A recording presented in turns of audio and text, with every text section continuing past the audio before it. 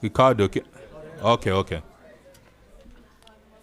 Please be seated. We're about to start in about 30 seconds, please.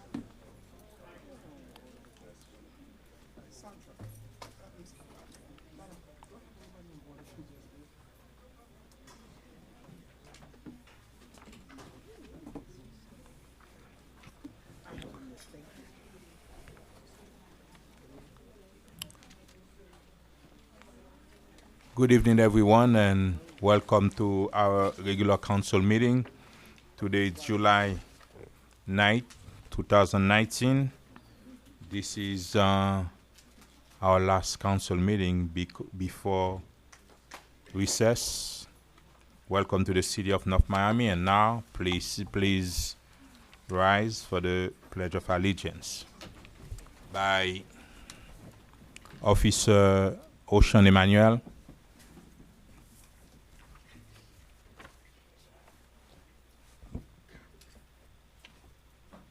Please place your right hand over your chest.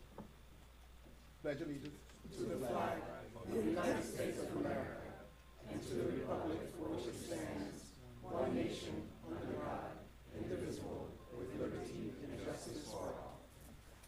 Please remain standing while we have invocation with Pastor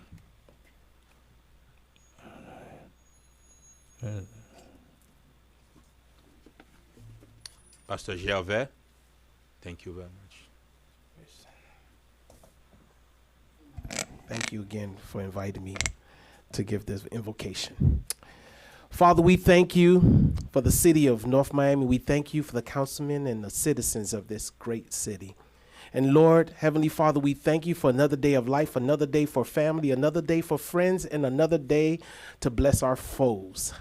And so as we go on tonight, we ask you and for the prosperity of this city. We ask you for the peace of this city. We ask you for the people to be blessed in this city. And we ask you that you will guide the politicians of this city. And as we go on tonight, we ask for your presence. And Lord, as I close, I pray that you would bless us. You would keep us. You would let your face shine upon us and be gracious to us. You would turn your countenance toward us and give us peace. And let us close with the Lord's Prayer. We say, Our Father, which art in heaven, hallowed be thy name. Thy kingdom come, thy will be done, on earth as it is in heaven. Give us this day our daily bread. Forgive us our trespasses, as we forgive those who trespass against us. Lead us not into temptation, but deliver us from all evil. For thine is the kingdom, and the power, and the glory, forever and ever. Amen. Amen. Thank you very much.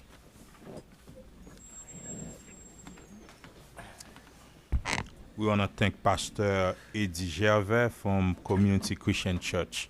Thank you, Pastor, for the invocation.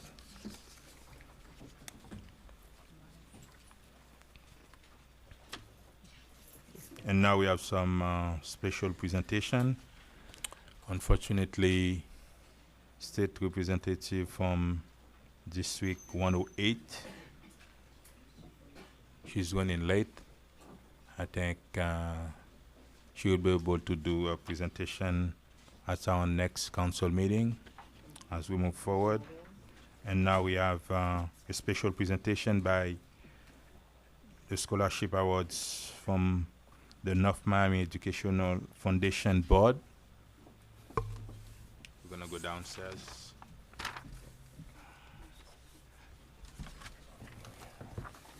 Good evening, everyone, and to our mayor and council.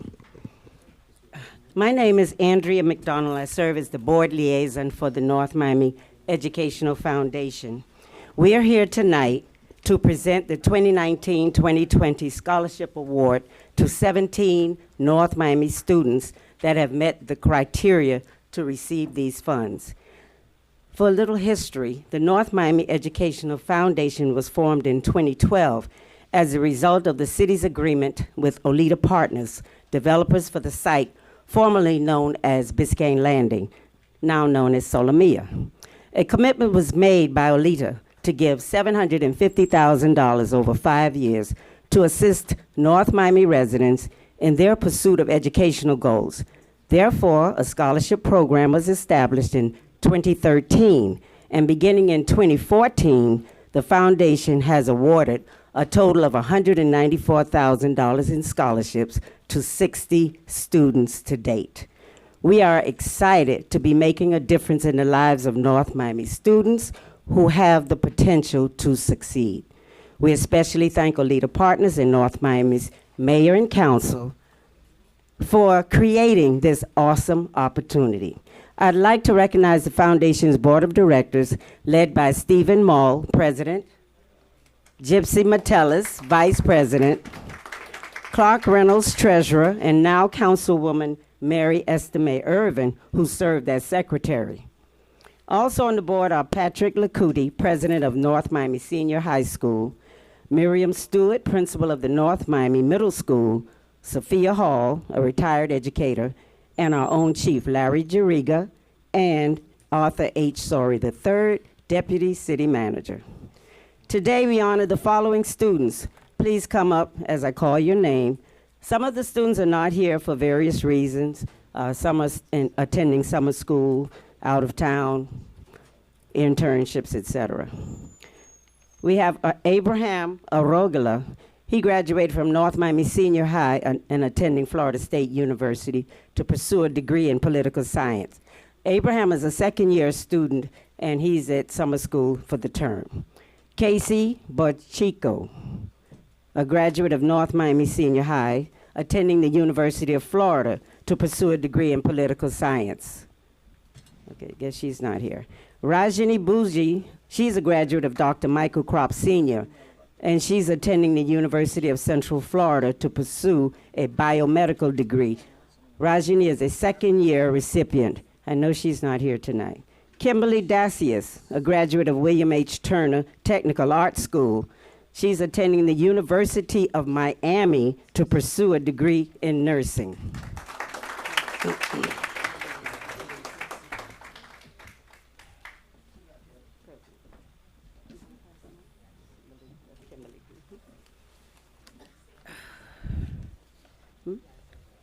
We have Joshua Delva.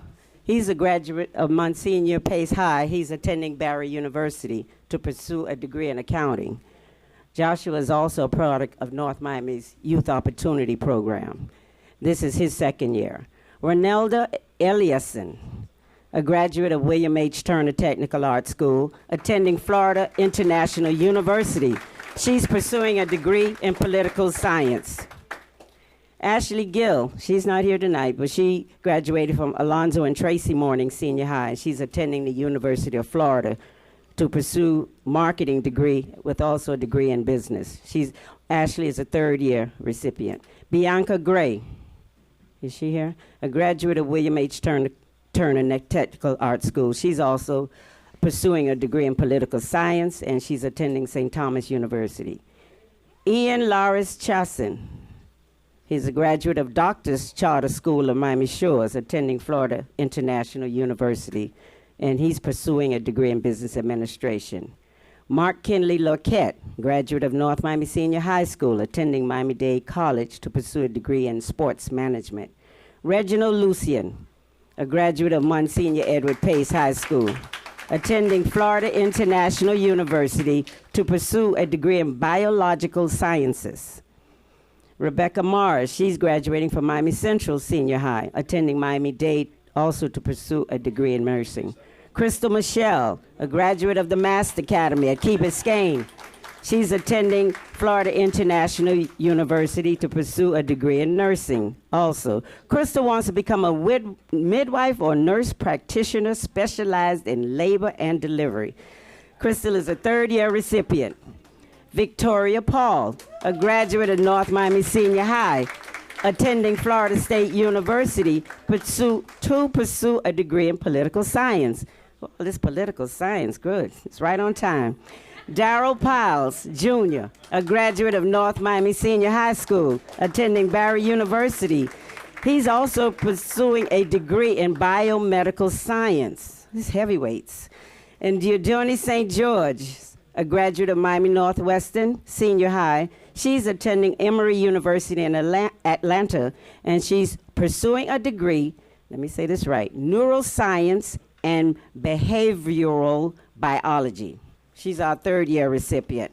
And last but not least is Shama Torshin. She's a graduate of Central High, attending Barry University to pursue a degree in nursing. And Shama is also a fourth-year recipient of this scholarship award.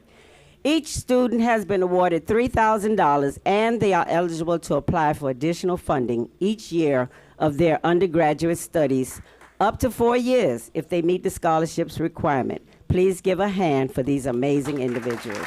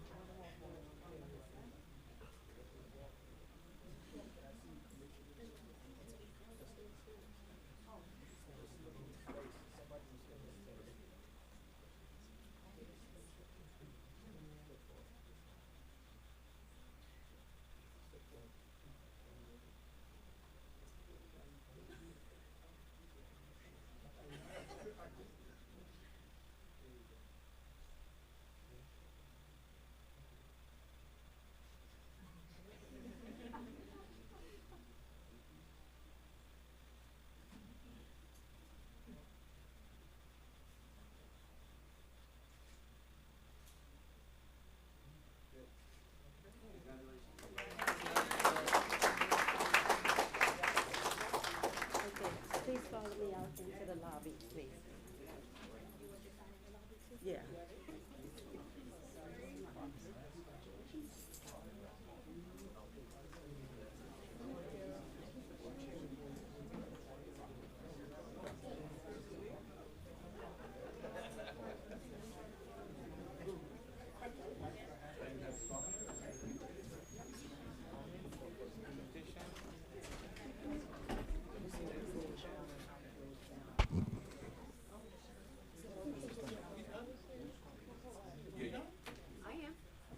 The second presentation will be done by Park and Rec Department.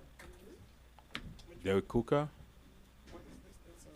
It's Park and Rec Month.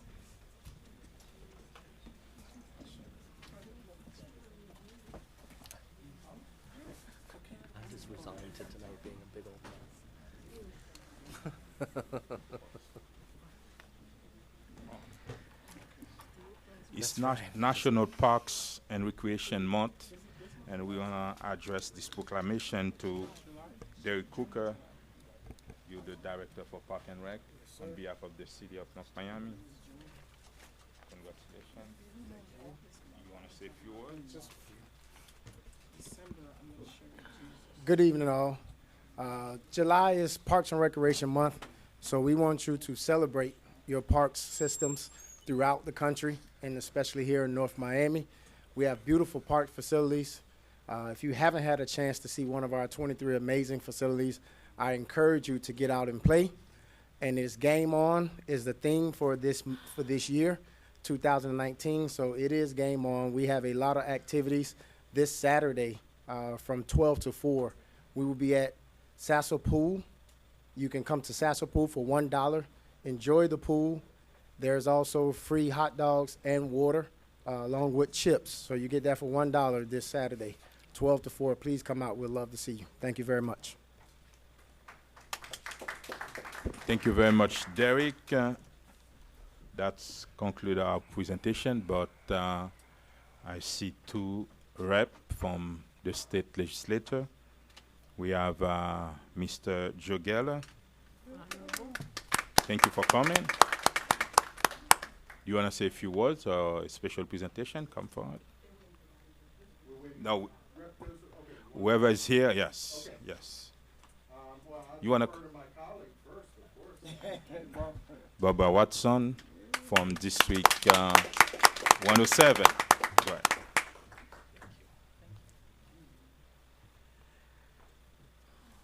Good evening, everyone. Good evening.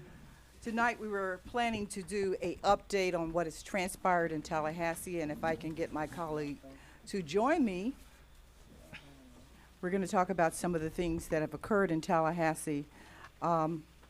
We're expecting the arrival of Representative Dottie Joseph in the very short period of time. But I'd like to start off with a few things that we have experienced in Tallahassee. I'd like to start off with transportation. Transportation is a unique kind of department for the state of Florida. Very few people in this state do not interact with some form of transportation, whether it be by bus, train, car, bicycles, motorcycles.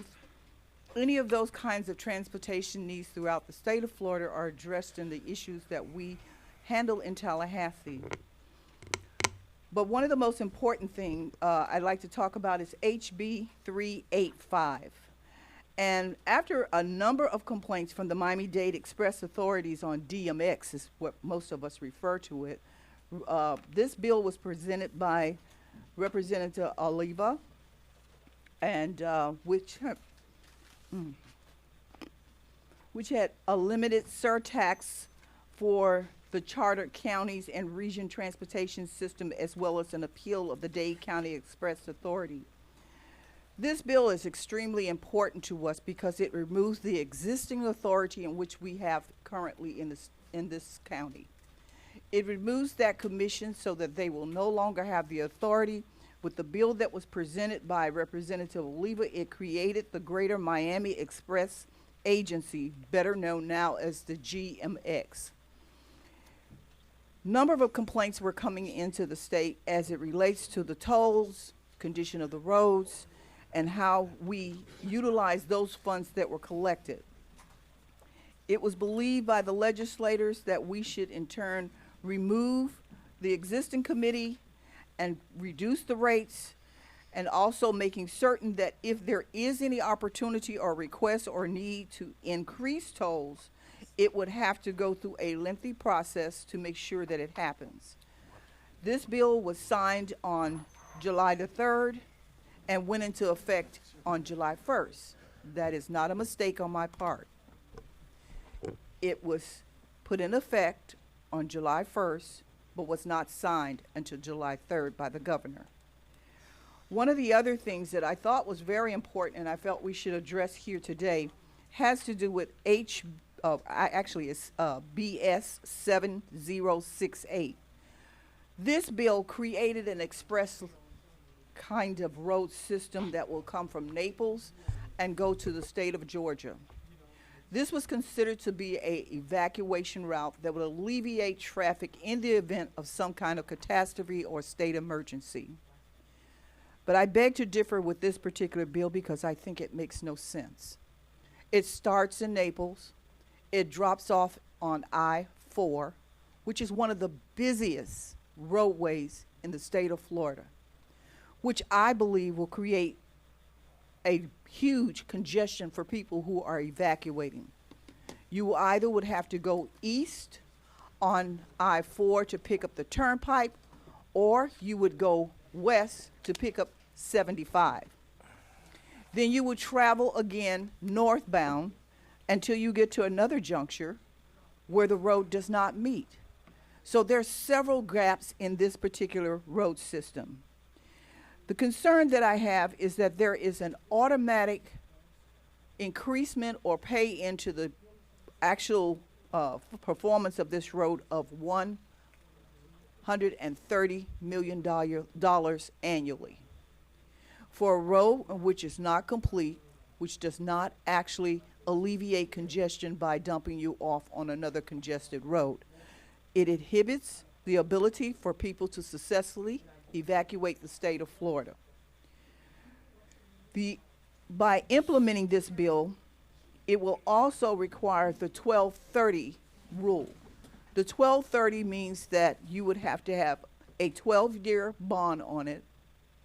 At that 12-year juncture, you would have to pay at least 50% of the cost of the road construction off, and in 30 years, it would have to end that process. But there has been no studies to which will say that this road is self-sustaining.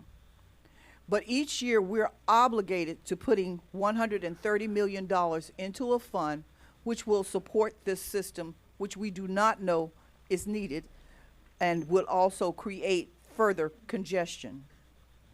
This is one bill that I think that we all need to watch very closely when that road construction start. I don't know, I'm looking at the audience here, and there's not many gray hairs in here, so many of you may not remember that years ago we were told that the turnpike will be paid off, the Florida Turnpike will be paid off in 30 years. We are still paying tolls on that road to this day.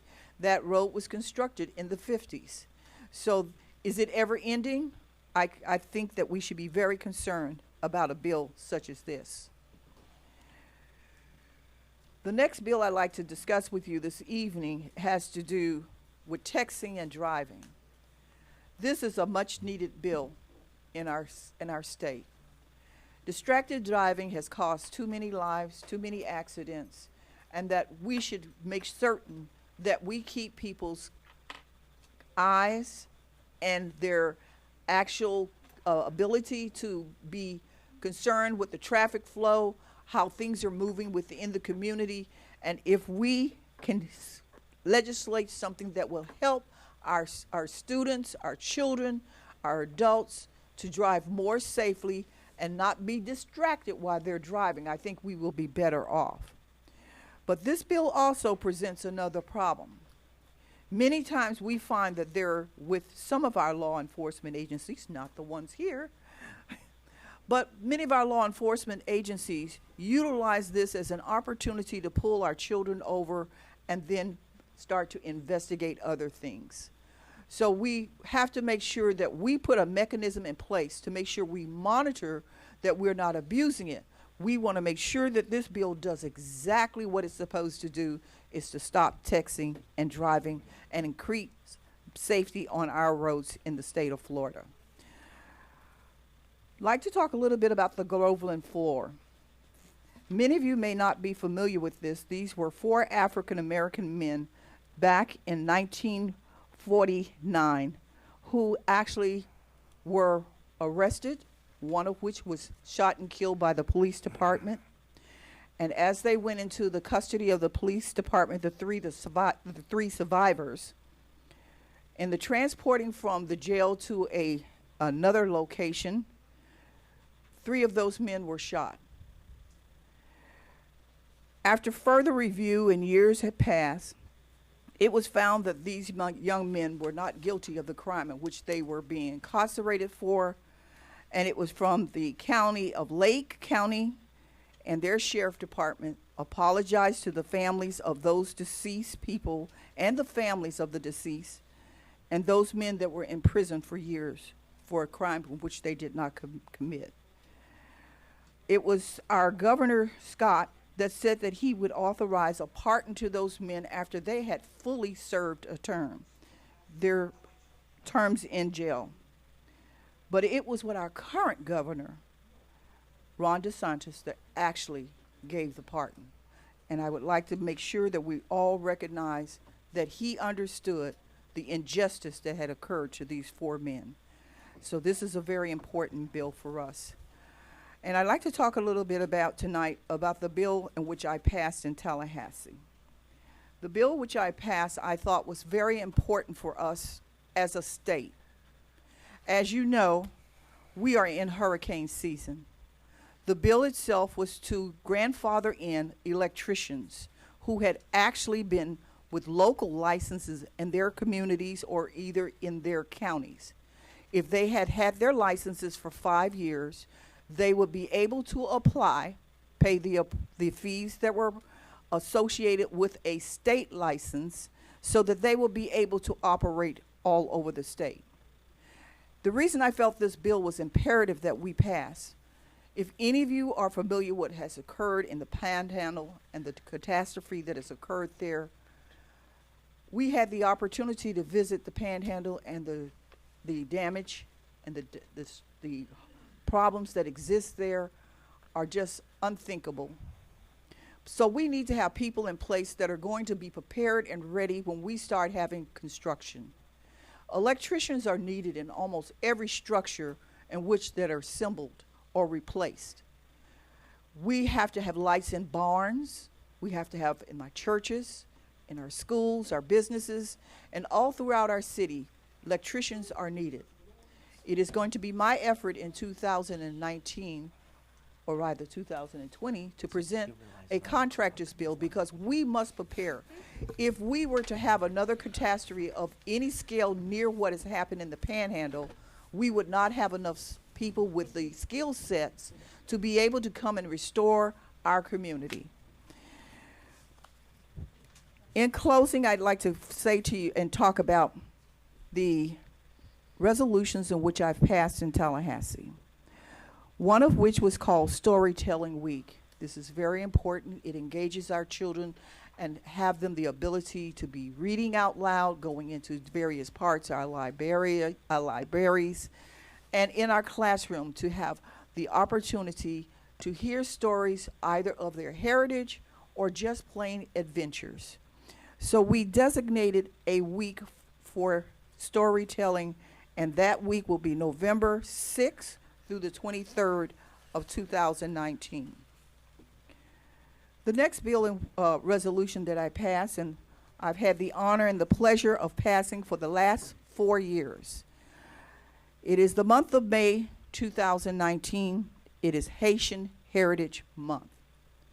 It has been a real pleasure to be able to engage people to look at their history, experience their history, and be able to let others be able to understand the cultures of all our diverse community. So remember, May of 2019 was Haitian Heritage Month. We will experience the same thing in 2020. Lastly, and in closing, I presented a resolution that approaches and addresses Violence Prevention and Awareness Month. We all know the violence that are plaguing our communities, the gun violence, domestic violence. We must make sure that we take an opportunity to look at solutions. Each community with this particular bill will be able to address those things that are most affecting their communities. If we are looking at a tremendous amount of gun violence or breaking in entry or whatever the situation in our community, we can have an opportunity to make sure that we start addressing that, looking at opportunities, creating commissions or committees that will look at those kind of spikes in crime so that we will be able to try and see a turn in those kind of events in our community. And I want to thank our colleague, Ms. Dottie Joseph, who's joined us now. Representative Joseph has asked us to join her today in doing this presentation to you, and I'd like to ask her to come up and address the community. Good evening, North Miami. Oh, y'all sound tired. Let's try that again. Good evening, North Miami. All right, that's a little bit better. All right, I'll let you slide this time. So for those who don't know me, my name is Dottie Joseph, and I proudly represent Florida House District 108. As you can see, we share the city of North Miami, so I thought it was important to have all of our colleagues here to give you an update so you know what's going on in Tallahassee, because I know sometimes we didn't always know. That being said, let me just jump right into it. I'll tell you some of the things that we got taken care of, some things we fought against, some victories we had, and some things that were not so good, okay? Starting with HB 563, basically this is a bill that allows victims of domestic violence to qualify for unemployment compensation if they have to leave their job because of a domestic violence incident. It's a very important measure that we have been fighting for some time, and we are finally able to get that accomplished. The second bill that I personally got passed was HB 617, which is a homeowner's insurance policy disclosure. Basically, people were getting confused. They would get a notice saying that they needed flood insurance, but they already had flood insurance, so they thought they needed more flood insurance, and it was a big mess. So the insurance companies actually had the people's interest in mind, and they reached out to a couple of us to see what we could do to fix it, because the language was statutorily required. So we fixed the statutory language so people don't get confused. Lastly, we have SB 1306, which is a bill that I don't know if Senator Pizzo mentioned it while he was here, but we jointly sponsor that bill. And what it does is it commemorates the 100-year anniversary of women's right to vote, the passage of the 19th Amendment. And so I'm going to jump into some of the stuff that did not pass that I sponsored. So we have a resolution to have Florida be the last and final state to ratify the Equal Rights Amendment. The Equal Rights Amendment would just basically declare that men and women are equal. And some people don't understand the importance of it, but it's not just about women.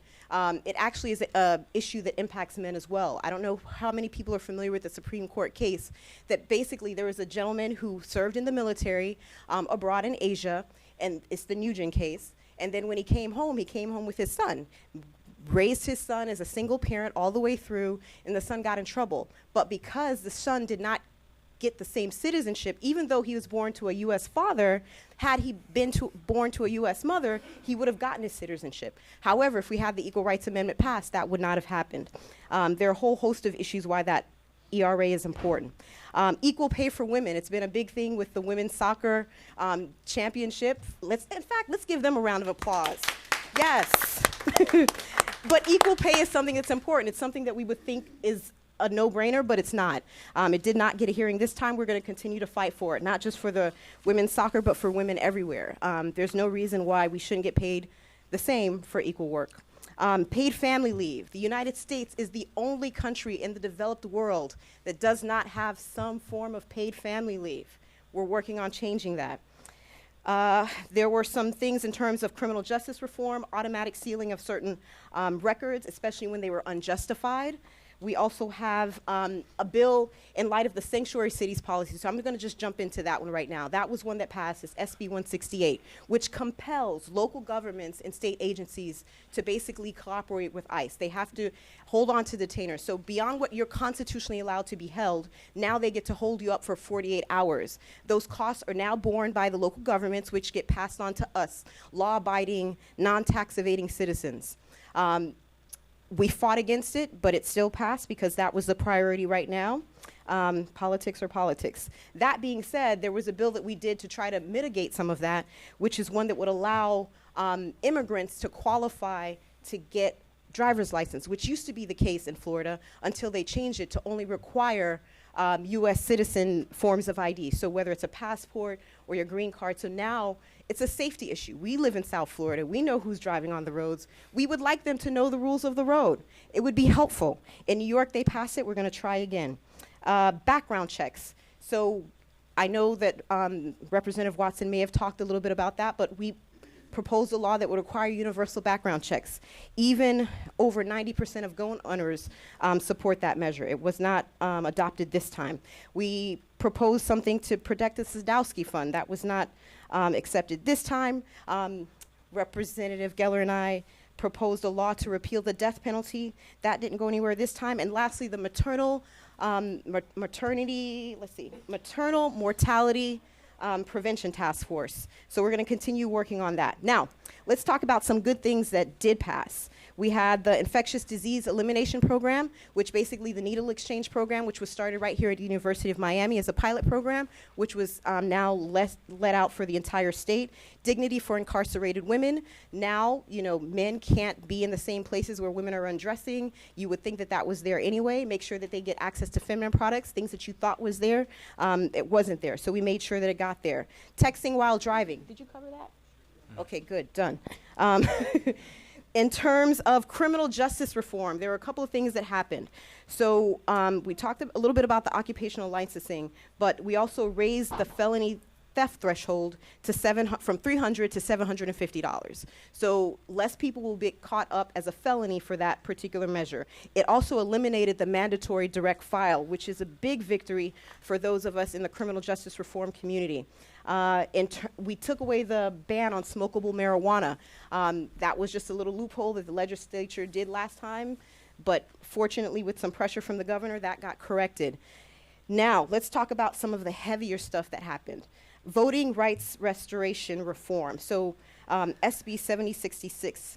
So there were some good parts of it. So let me mention the good parts first. It extended the cure period for a voter to correct the signature deficiencies to the second day after the election. It also requires the Department of State to provide formal signature matching training to supervisors. We know what a big fiasco that was last time when they were trying to match the signatures, and those of us who have served on canvassing boards know how that works. And it also allows voters to now drop off his or her vote by mail ballot at a secure drop box located at the early voting location, as opposed to having to go all the way at the supervisor of elections spot. So that's the good stuff. Neutral stuff, no solicitation zone has moved from 100 feet to 150 feet. Now here's the not so good stuff. Amendment 4. As you know, Florida voters overwhelmingly voted in favor of restoring the rights of felons to vote after they've paid their time.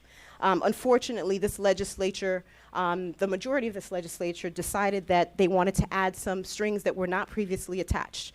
And they require that all of the financial obligations be addressed. Now, Senator Pizzo and I are working on trying to see what we can do about making sure that's not having the, trying to make the best out of a bad situation. I'll put it that way. So it also allows the supervisor of elections to designate certain public spaces like libraries, schools, et cetera, as polling sites, but it added this additional requirement of having a certain amount of non-reserved parking spaces. So by some advocates, that's seen as a restriction to basically not allow for voting at college campuses. You talked about the Groveland 4? Yes, done. Veto ban, so in terms of, you're gonna talk about the environment, good. See, you know when you split stuff up so you don't have to spend a whole lot of time talking about stuff. Dignity for incarcerated women, criminal justice reform. I think I'm pretty much done. You're going to talk about teachers, constitutional amendments. So now I'm going to turn on over to the awesome and amazing Representative Joseph Geller.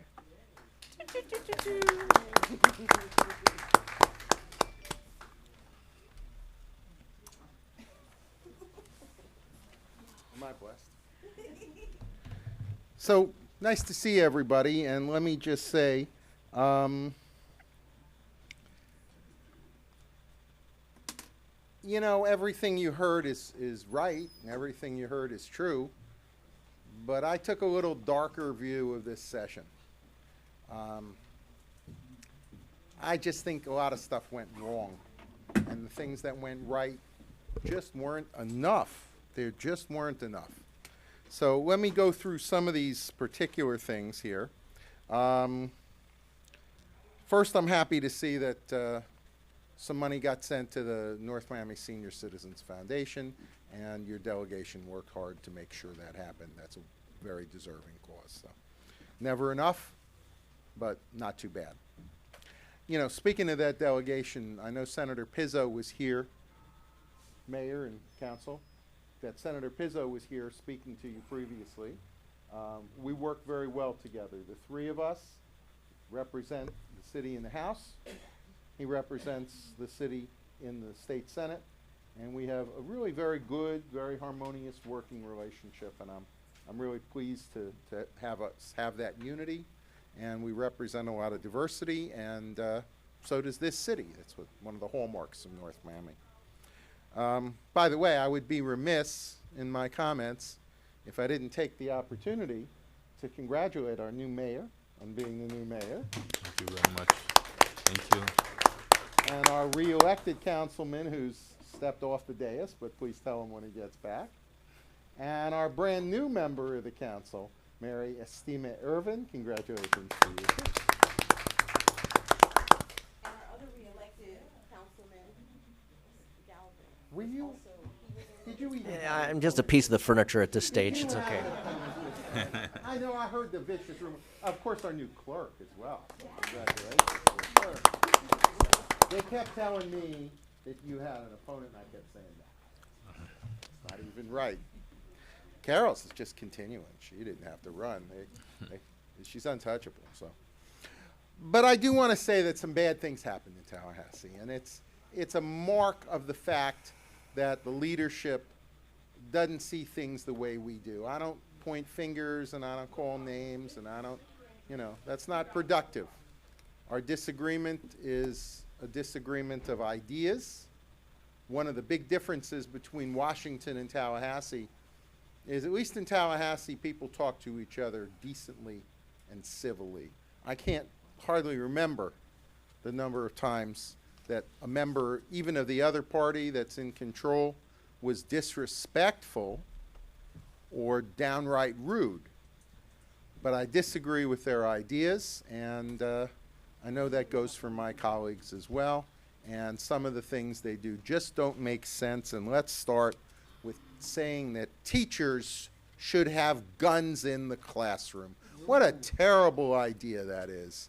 All right? I mean, just the wrong approach to say that we're going to arm teachers. I have a child that's of school age. My daughter's, hard to believe, old guy like me, but my daughter's 12. And she's in the public schools here. And of course I'm worried about her safety. But I want the only guns on those campuses to be in the hands of trained, sworn law enforcement officers. They're not perfect. I know our chief would be the first to tell you they're not perfect. He's looking after getting them as close as possible. But the fact of the matter is, if there's going to be a gun at that school, I want it to be in the hands of a trained law enforcement officer. I don't think they're supermen or women. I don't think that they're infallible, but by God, they do a great job for us. They do their level best, just about every single one of them. They put their lives at risk as our other first responders, the firefighters, do.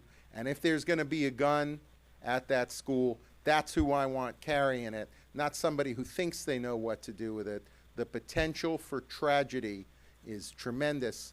Just last year, we actually passed that Marjorie Stoneman Douglas safety bill that did a lot of good things, that had a lot of protections like risk protection orders that my colleague Lori Berman pushed so hard for, and banning bump stocks, and putting waiting periods in for long guns like rifles, and a host of things.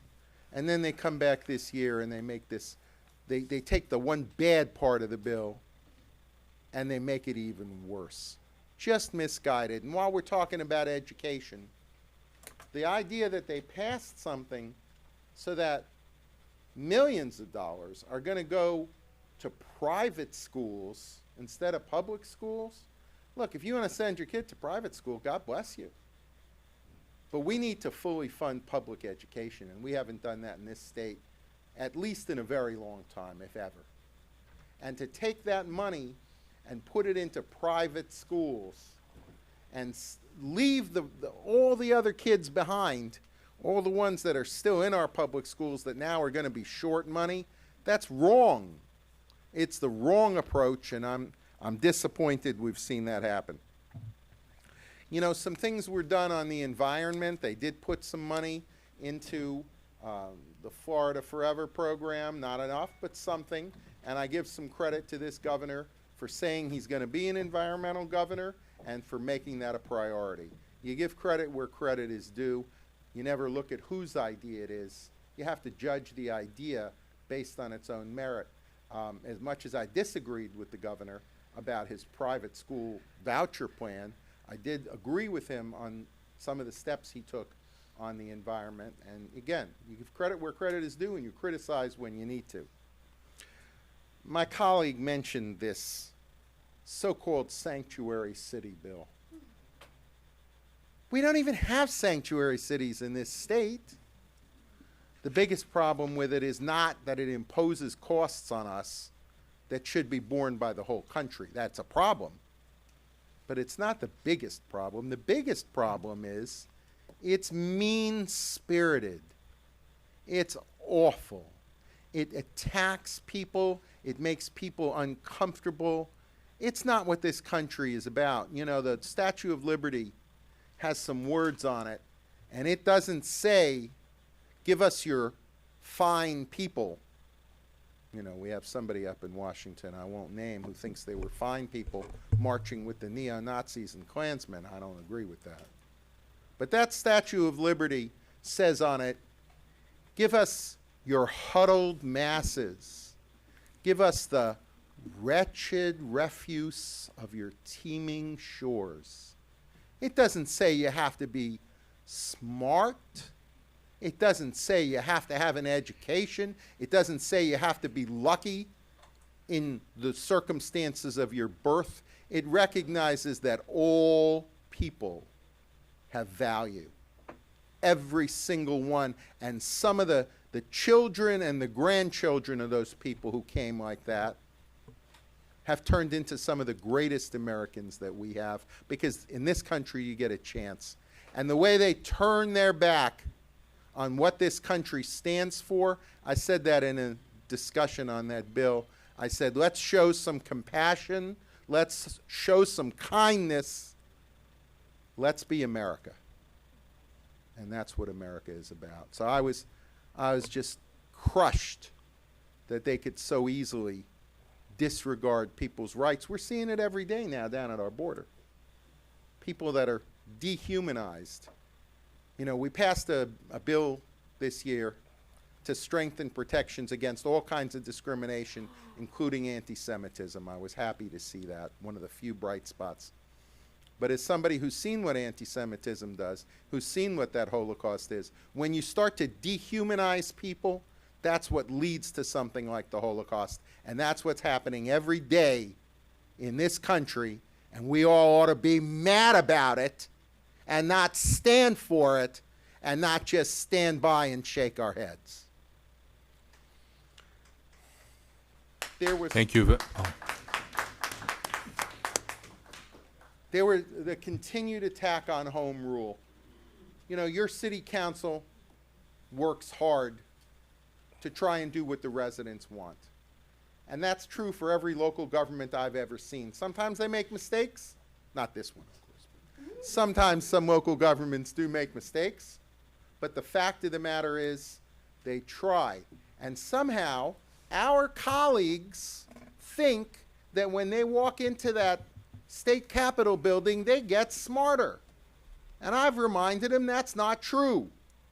They are no smarter by virtue of serving in Tallahassee than all the people who take their time and work so hard in local government, and the very same constituents elect them both, and they are equally wise when they elect these city council and local government officials and county commissioners as they are when they elect state legislators. And they try everything to stop local governments. This year, something interesting happened. They passed a bill to prevent cities from banning plastic straws to try to help our environment. The governor actually vetoed it. Republican governor, what a surprise. And he said, if people don't like the job local government officials do, they can vote him out. Well, that's right. So he's doing some stuff right. I got to say, stuff I don't like, but some I do. One that happened that I thought was the right thing, I have to say I don't much disagree with League of Cities. But they were worried about costs and what they call unfunded mandates, and I get it. But we passed a bill finally this year, after years, that said that if firefighters get cancer, we're going to recognize that that happens as part of their job, and what they have to go through and the stuff they breathe in trying to save our lives. And now they're going to be able to get coverage. And I know it's a little bit of a financial burden, but those people defend us. They defend us every day. They and our law enforcement officers, and we need to be there and help them out. So just in conclusion, a couple of last little things. One, again, that my colleague, Rep. Joseph, mentioned. I can't tell you how dismaying it's been to know our whole criminal justice system is a mess, and these private prisons are the worst of it. They should make those illegal. Their interests and our interests are not the same. They have different interests than we do as a society. But the plight of women in our jails and prisons has been disgraceful. That we had to pass a bill to say that women had the right to feminine hygiene products, like it's some privilege. That's shocking that that's been allowed to continue. But at least it happened, the Incarcerated Women's Act. What a step forward. What a great step. And the needle exchange.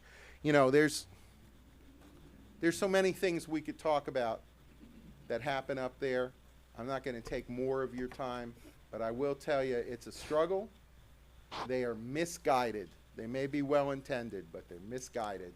What happened with Amendment 4 is a good example. There's just so many things that don't take into account the problems that we face, particularly in urban parts of Florida. And that's why we go up there. You know, the three of us in the House delegation and our senator are Democrats. We're in the minority in Tallahassee, and we don't win a lot, but I'll tell you this, when we're there, when Rep. Watson speaks out, when Rep. Joseph speaks out, when Senator Pizzo speaks out, and I'll give myself the same credit, they can't do what they do in silence.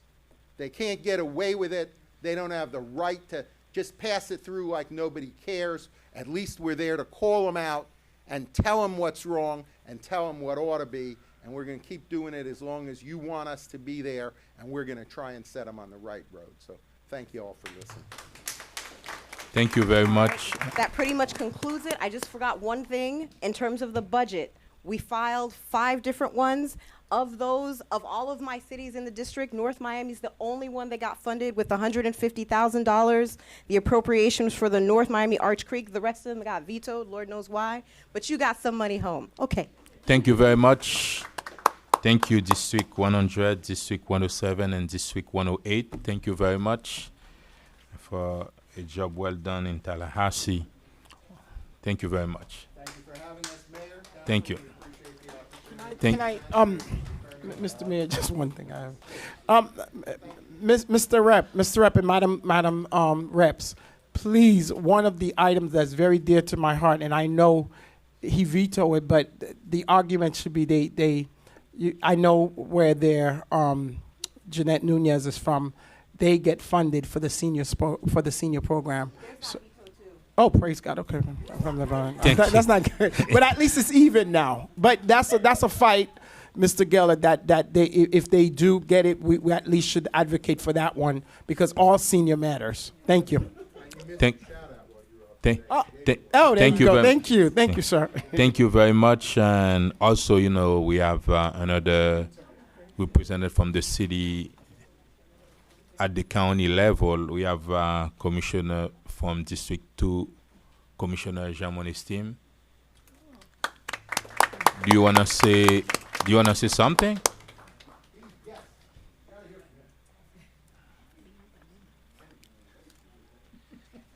For those of you hoping to catch the replay of the women's soccer game at 9 p.m.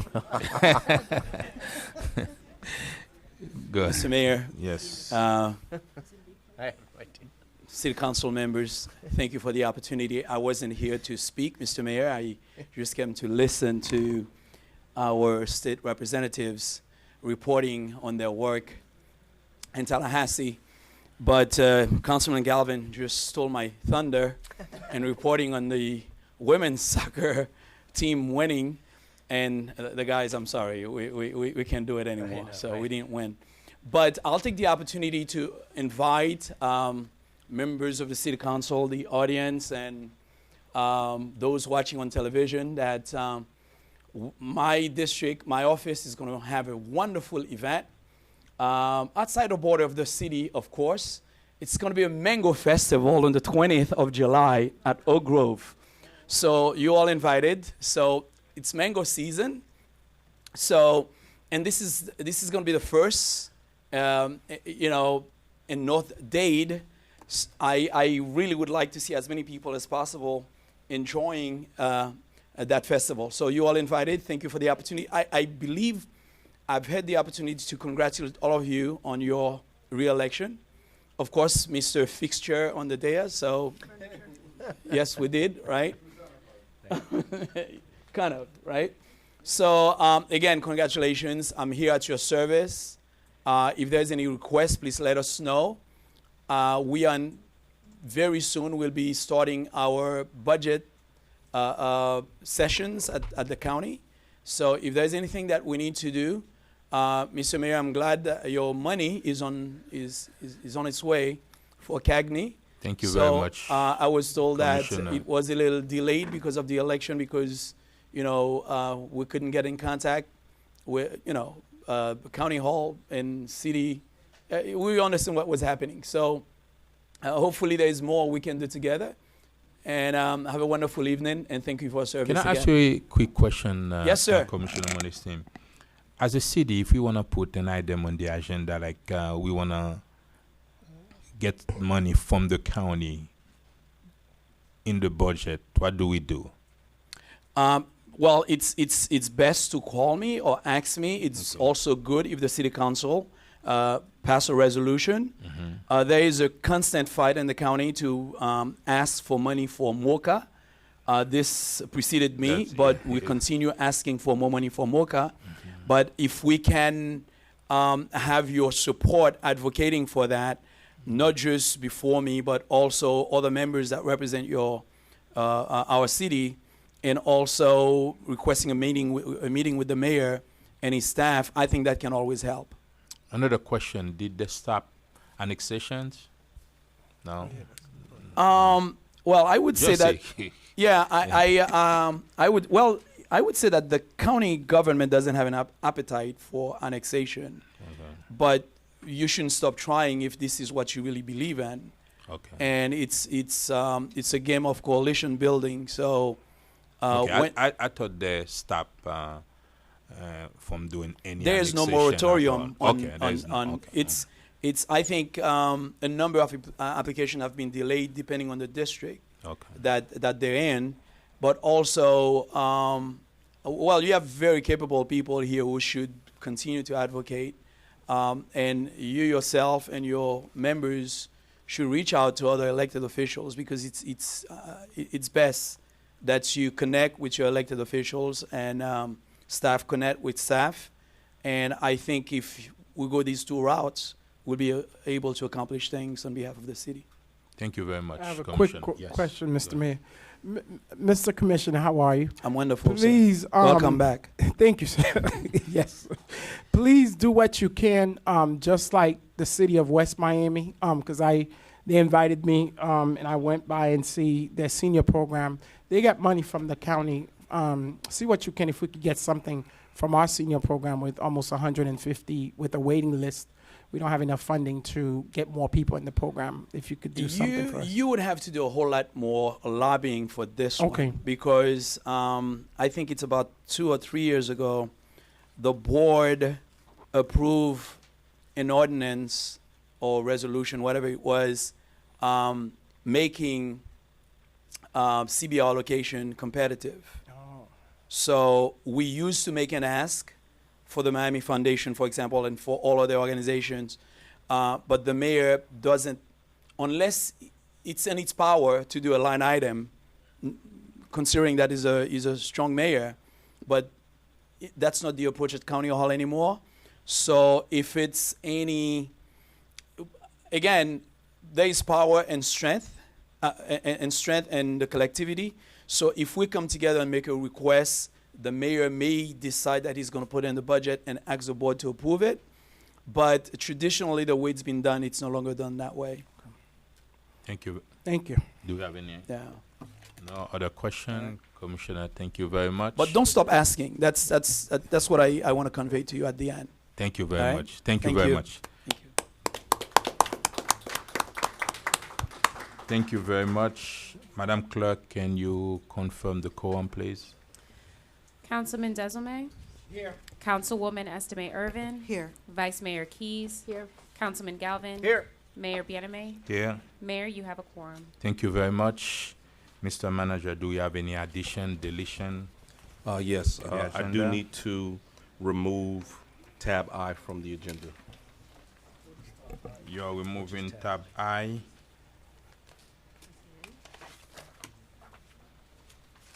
Isn't there any deadline missing? No, we'll be okay. We'll be okay. Okay. Tab I is being removed. Mr. City Attorney, are we set for tonight with the agenda? Yes, sir. The agenda is set. You may proceed. Thank you very much, Madam Clerk. Unless a member of the City Council wishes to remove a specific item from this portion of the agenda, tabs A through C constitute the consent agenda. These resolutions and items are self-explanatory and are not expected to require additional review or discussion. These items will be recorded as individually numbered resolutions adopted unanimously by the following motion: that consent agenda comprised of tabs A through C be adopted. Thank you very much. Can I hear a motion on the consent agenda? So moved. Second. Do you have any question?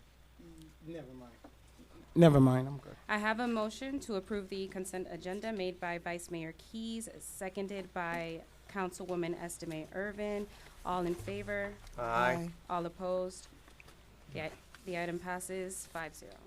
Thank you very much. Tab D, proposed resolution of the mayor and city council of the city of North Miami, Florida, authorizing the city manager to issue purchase orders to Bancorp Bank for the lease purchase of 24 vehicles at a cost not to exceed $780,000 over a 5-year term, in accordance with the terms of the existing municipal master lease agreement, providing for an effective date and for all other purposes. Yes, sir. All right, good evening, Mr. Mayor, council members, Alberto Estrada, Purchasing Director. The item that you have before you under tab D represents staff's request for your approval of adding an additional 24 vehicles to the agreement between the city and the Bancorp Bank for the lease purchase of 24 vehicles over a 5-year period for a not-to-exceed amount of $780,000. If you recall, at the last council meeting, the council tabled this item and requested some additional information. So here this evening, before you, Mr. Jeff Geimer, the Vehicle Fleet Director for the City of North Miami, is going to provide some more additional information for your consideration of this item. Good evening, Jeff Geimer, Capital Project Manager, City of North Miami. Just wanted to briefly explain this evening the vehicles that we're going to be purchasing. We've done some research. We looked at different purchasing options, and the one that's in front of you for the Bancorp Bank leasing the vehicles is the best option by far from a cost perspective. It works out to be much cheaper than renting, which a spreadsheet was emailed to each of you earlier today. And we looked at other leasing options, and this is the best one available by far. If you'd like me to go into details as far as a comparison between renting and leasing, I can do that as well. Just If needed, go ahead. if I could, Mr. Mayor, I did send out a communication to the council and gave you a physical report that shows a significant $94,000 annual savings with this lease option. So I just wanted to put that on the record. Thank you very much. Public hearing is open on tab D. Public hearing is open on tab D. Public hearing is now closed on the dais. Move approval. Second. Question. With the question. Go ahead. That's fine. Yeah, go ahead. With the question. No, Go ahead. that's okay. Your mic's not. I'm sorry, that's okay, I'm all right. I have a motion to approve the item made Madam, No questions. I'm Thank you. fine. Thank you. by Vice Mayor Keys, seconded by Councilman Galvin. All in favor? Aye. All opposed? Nay. Thank you. The item passes 4-1. Tab E, proposed resolution of the mayor and city council of the city of North Miami, Florida, approving the city administration's competitive selection of Top Crafts, Inc. as the lowest responsive and responsible bidder to provide all labor, equipment, materials, services, and expertise required to complete the Arch Creek Drainage Improvements Project in accordance with the terms, conditions, and specifications contained in invitation for bid number 54-18-19, further authorizing the city manager and the city attorney to negotiate and execute an agreement with Top Crafts, Inc. for the provision of services in an amount not to exceed $723,315.12, providing for an effective date and for all other purposes. Once again, for the record, Alberto Estrada, Purchasing Director. Mr. Mayor, council members, the item that you have before you under tab E represents the results of solicitation number 54-18-19, as well as staff's recommendation for your approval and award of a contract to Top Crafts Incorporated as the lowest responsive and responsible bidder for this drainage improvement project.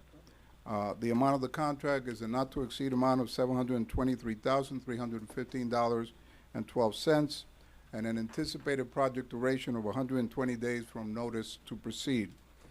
As reflected in the council report that's submitted before you, My office issued this solicitation in order to request bids from qualified and experienced contractors. This project is intended to improve the drainage in the areas of Arch Creek, which is located south of Northeast 133rd Street, north of Northeast 130th Street, east of Northeast 12th Avenue, and west of Northeast 14th Avenue. In response to this solicitation, the city received 17 proposals. The tabulation of those proposals can be found on the second page of the council report. As a result of this tabulation, Top Crafts has been determined to be the lowest responsive and responsible bidder, and staff recommends award of the contract to this company. Here with me tonight in support of this item are representatives from the Public Works Department, the Assistant Director of Public Works, as well as the city engineer in charge of the design and execution of this project. Also here are representatives from the recommended contractor, Top Crafts. This concludes my presentation. If you have any questions, I'll be glad to take them. Thank you very much. Now public hearing is open on the item, tab E. Public hearing on tab E. Public hearing is closed. Move approval.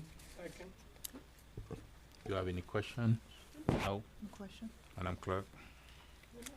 We have a motion to approve the item made by Councilman Galvin, seconded by Councilman Desilme. All in favor? Aye. All opposed? The item passes 5-0. Tab F, proposed resolution of the mayor and city council of the city of North Miami, Florida, approving the evaluation committee's results and the selection of Sapoznik Insurance and Associates, LLC, for Employee Benefit Programs Agent of Record Services in accordance with the terms, conditions, and specifications contained in RFP number 35-18-19, providing for an effective date and for all other purposes. Once again, for the record, Alberto Estrada, Purchasing Director.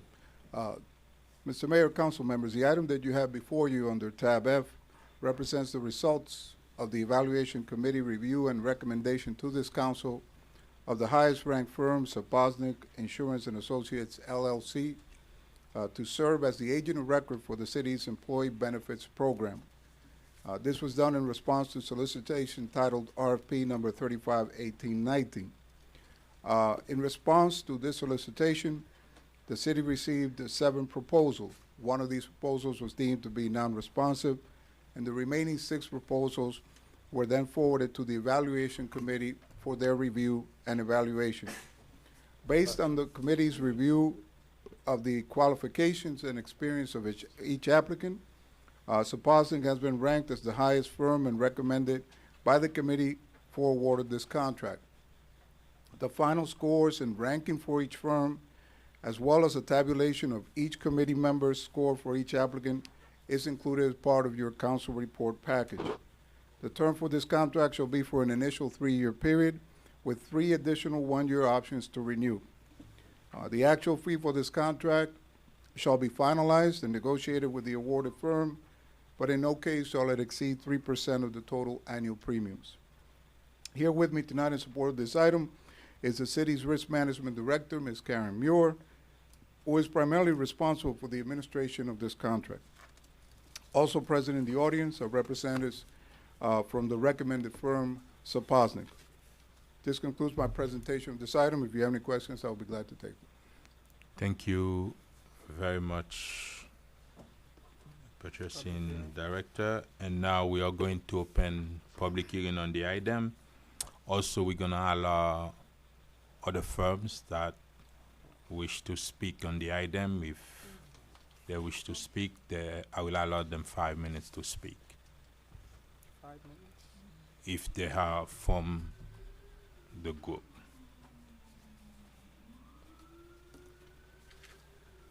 Is this part of public hearing? Good Yes. evening. Just, A I'm part sorry, of public hearing. Oh, okay. Yes. Good evening, Mayor Bien-Aimé, Vice Mayor Carol Keys, council members, Dr. Alex Desilme, Mary Estime Irving, and Councilman Scott Galvin. My name is Mike Gellin, president of the Gellin Benefits Group, an insurance advisory brokerage and consulting firm. We were one of the respondents to this RFP, and our firm came in ranked third. We are the only local North Miami firm that bid on this contract. We also partner with another local North Miami business called Vessel Design, Inc. To bid on this contract. So in accordance with your local business preference program, this is an opportunity for this city to reinvest in the city by working with the Gellin Benefits Group. We have a great deal of respect for Sapoznik Insurance Services. I've known of Rachel Sapoznik for a very long time. She started the firm out of her home and grew to a very large organization. And she has a great reputation in the industry, both in the public and the private sector. But when it comes to public sector business, there has to be a benefit to the community. And when an organization has been with a city for as long as 17 years, there is a inherent advantage that the incumbent has. And some of that was reflected in the scores and in the commentary, especially when you look at the qualifications and experience and the comments in that section. A lot of credit was given to them for being here for 17 years and having the contract for a long time. But that wasn't part of the criteria.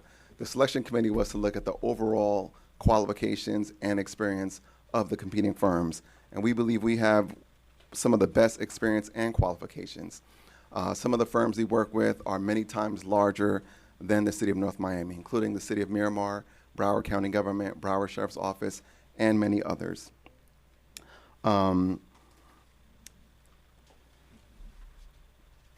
Some of the comments that came back, I felt like there was some criticism in terms of our firm being small. If our firm was too small, we would not be able to service Broward Sheriff's Office with 5,500 employees, Broward County Government with 6,000 employees, City of Miramar with 1,200 employees. So we can do this. And what we're asking for is for this commission or this council to make a decision to invest in the city of North Miami by working with the Gellin Benefits Group. Again, we have a great deal of respect for Sapoznik Insurance, but 17 years with the same city, it may be time to have a fresh set of eyes, new ideas, a new perspective into developing strategies to benefit the city of North Miami. So thank you for your time and consideration, and I'll wait to hear more. Thank you very much. Public hearing is open. Any constituent, any resident?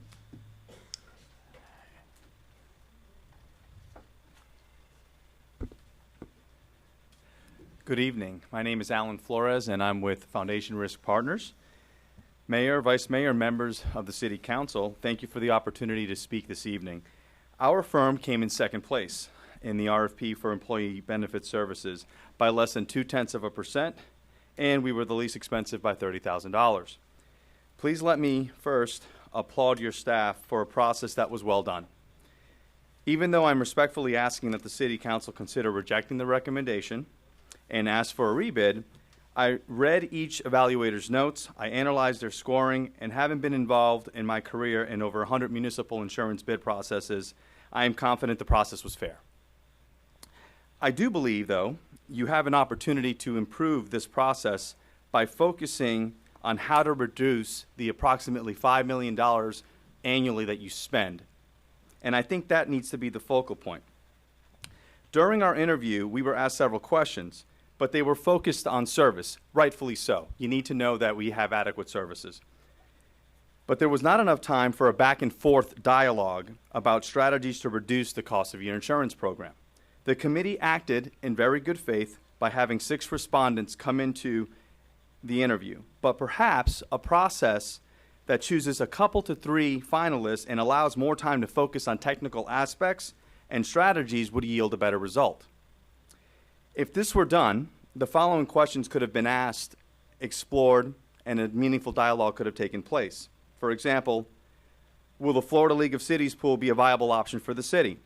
Will they assist, as they have with other cities, with the wellness program and assistance in setting up a clinic? Can all brokers access them? Should we self-insure? What is your experience with that? How can we do it in North Miami? Now that House Bill 19 passed, how can our city take advantage of Canadian importation of prescription drugs? How can we make access to health care more localized for our employees? Can we partner with local hospitals to reduce what procedures cost for your employees? What do our claims tell us? What is driving the premium? Is it hospital stays? Is it emergency room stays? Is it prescription drugs? In fact, during the Q&A process, we asked to get data on this exact question and were told it was not available.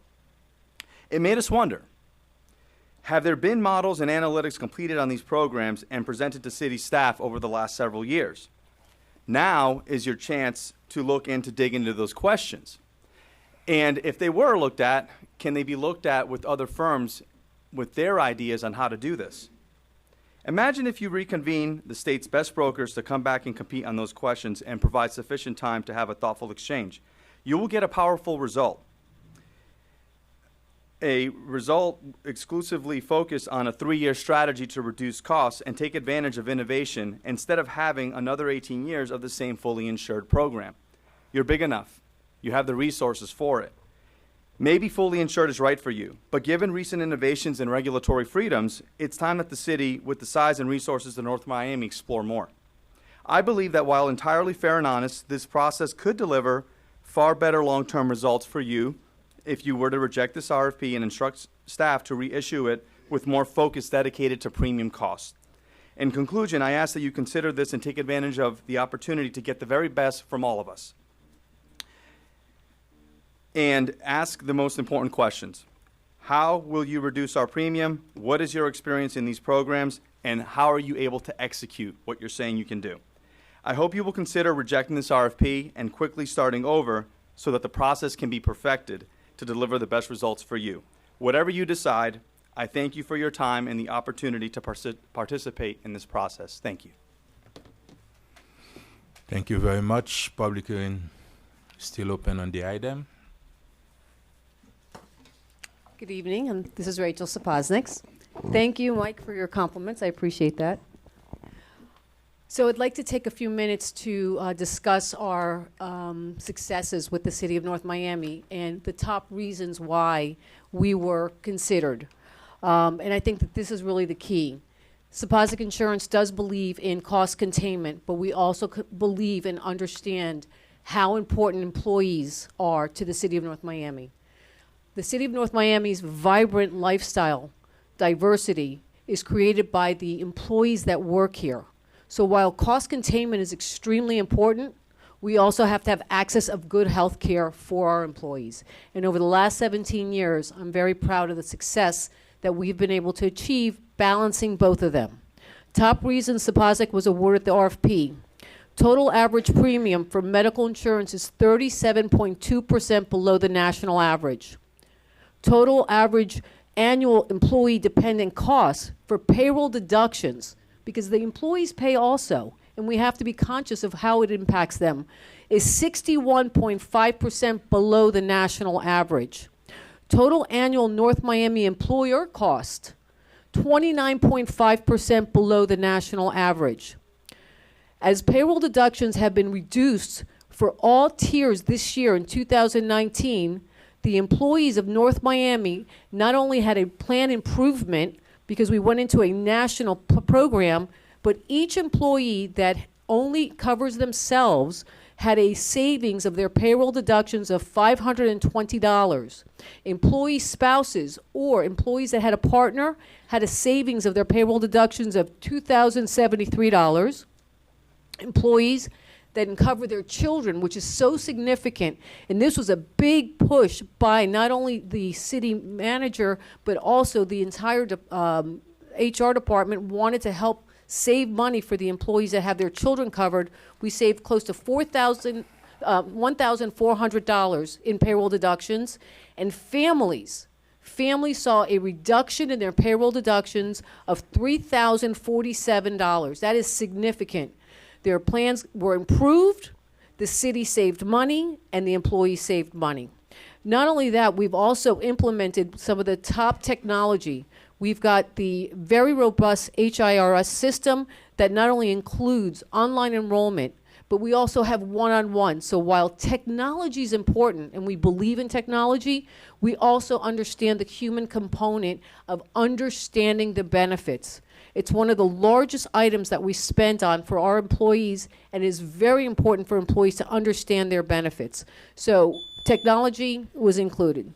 That's my time, but as a 17... No, if you need more It's okay. time, you have 5 Okay. minutes as... Thank you. I believe we're entering our 19th year. Not only are we local, born and raised here, I'm native, I went to public school here, we give back to the community. The community is extremely important to us. I sit on the Education Fund Board.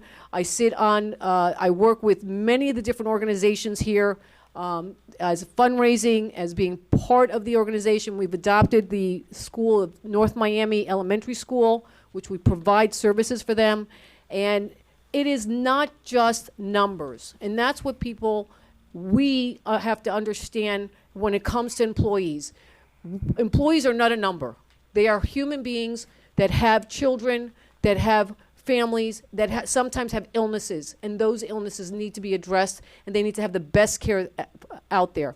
We have been able to provide the best care with the best programs and contain the cost for the city. I'm very proud of what we've done. Andrew's very proud, and thank you for this opportunity to be here. So thank you. Thank you very much. Public hearing still open on the item.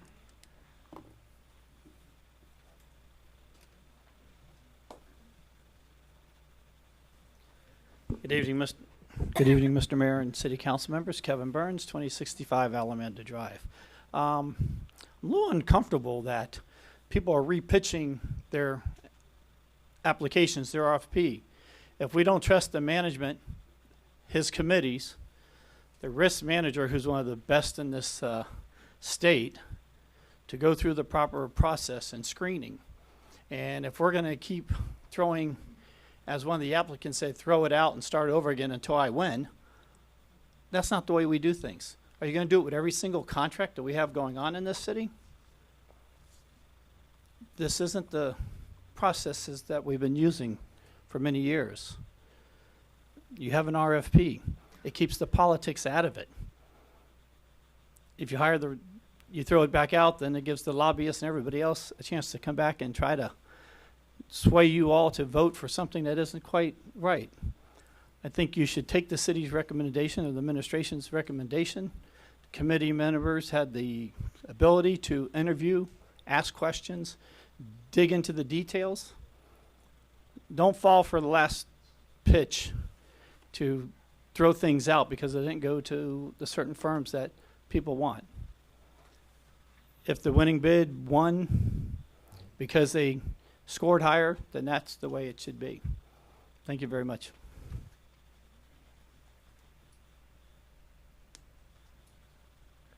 William Previtel, 11950 North Bay Shore Drive. I very much respect what former Mayor Kevin Burns just brought up, but I was thinking on a slightly different tack, and I don't mean to throw sort of a monkey wrench into the process, but quite often our very capable purchasing department and such probably has certain regulations and restrictions, and they do it very much above the board, and things are level, and everybody gets the information, and they submit their bid, a flat submission of a bid for the most part. In some of the purchasing that I've had to do over the years, let me take an example of mirrors, plates of mirrors for walls.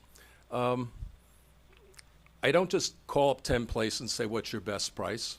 I call up the first one, which is probably far away. I get an idea of what the price is. I call the next place a little closer and say, can you beat this? Can you beat this? It keeps on going down. Can you beat this? It truly gives that company, rather than going, how much can I get? How much profit can I make? It truly gets them down to where they could be. And that process, time and time again, has gotten not a 5% discount, but 1/5 the cost in many cases. 1/5 the cost of some people that just threw out any bid. I'm not saying any of these people, which seem very capable and probably have very sharp pens and sharp submissions, have done that. But I do believe that once they know what the playing field is, I think the pencil is sharpened for the second round. Again, I don't mean to belabor this if this is time is of the essence or some other critical matters, but if there was time and this was put out there, maybe everybody, and we may have the same winners, but I have a feeling it would be at a possibly more competitive price, which would benefit the city. So it's just something to consider. I've saved hundreds of thousands of dollars on one project alone on that method and got the same results. So just throwing it up there. Thank you. Thank you very much. Public hearing is still open on the item. Jessica Alston. Good evening, Council. 1140 Northwest 125 Street in Sunkist Grove. I just want to say I appreciate this process. I want to thank those bidders who are here who came to speak about your bid. I want you to know, as a resident of the city of North Miami, it's very much appreciated. I think there's room for checks and balances, especially since we went awry in the last years, being over $8 million in the hole. And I think that this kind of feedback is appropriate, and I would like to see more of it. Thank you.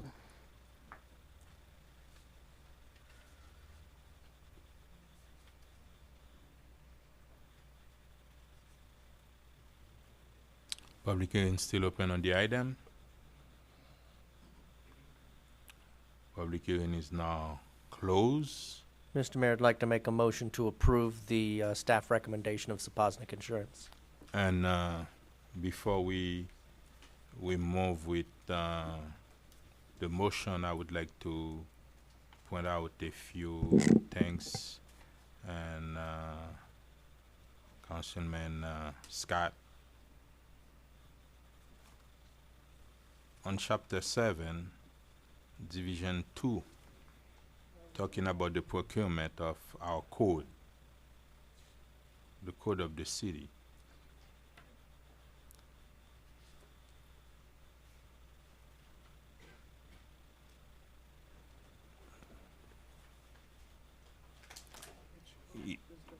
It just, I'm gonna read it. It's me. I just wanna read that. It's not. It's on our code. He said that after reviewing the city manager's recommendation, the city council may A, approve the city manager's recommendation and authorize the contract or contract negotiation. B, reject all proposal. Or C, reject all proposal and instruct the manager of the purchasing department to reissue a solicitation. Those are in our code. That's when it's not based. By doing so, it's not like we are listening to anybody who just did a presentation. Tonight, this is what the code say that we as council member can do when it comes to approve or reject the recommendation of the administration, the committee, and the city manager. When it comes to reward a bid, he said the reward need to be consistent with the provisions of Section 7-129. And he said an award shall be made to the responsible offerer whose proposal conforms to the solicitation and is determined in writing to be the most advantageous to the city, taking into consideration price and evaluation factors set forth in the request for proposal. No other factors or criteria shall be used in the evaluation.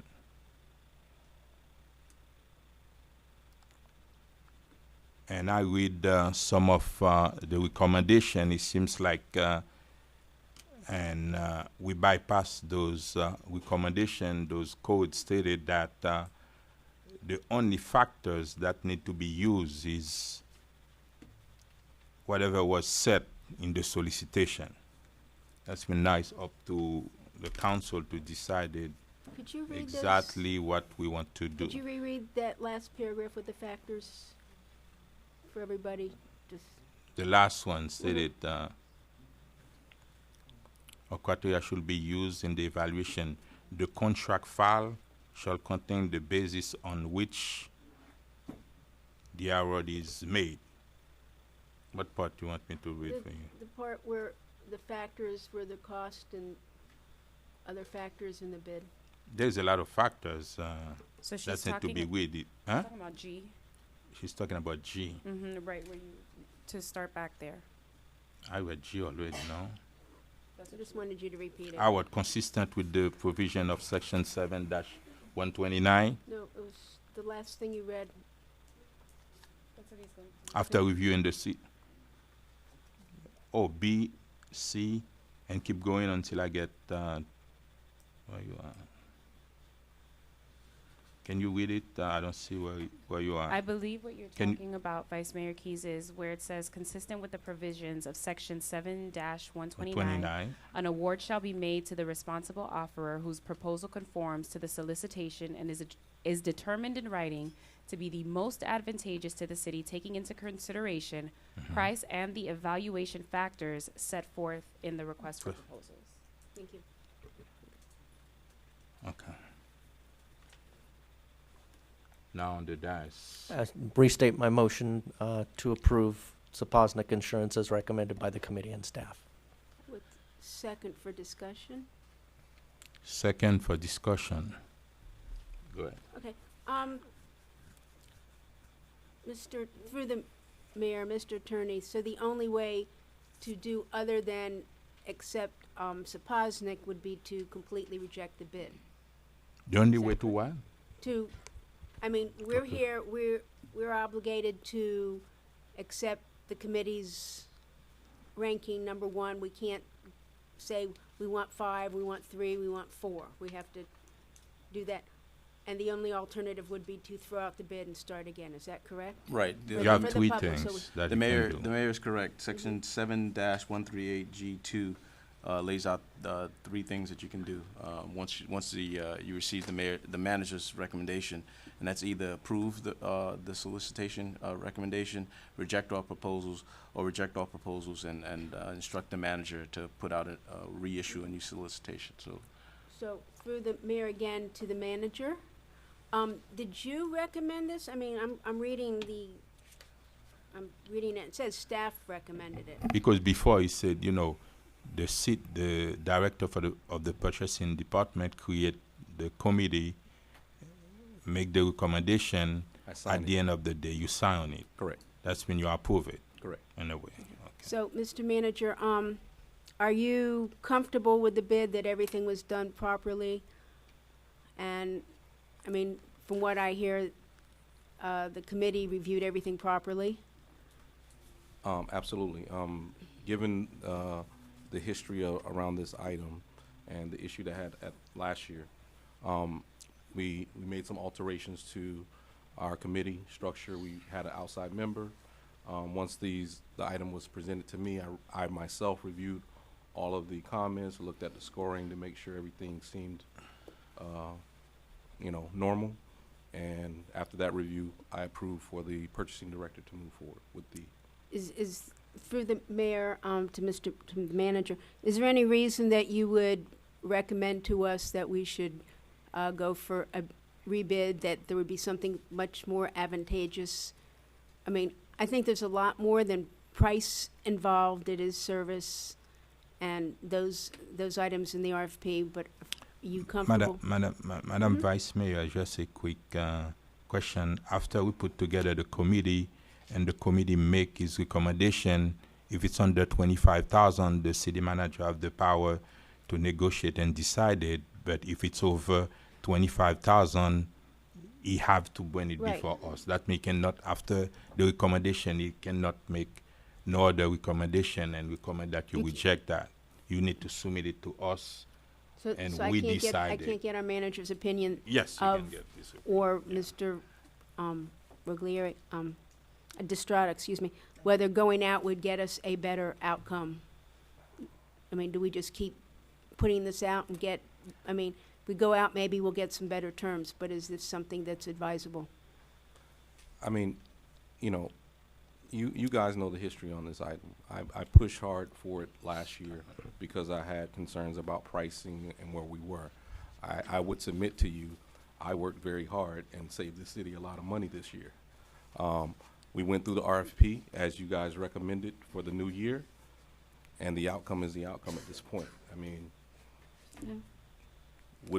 could we yield more savings? I don't know. You know, I think in the past we've gone through this process.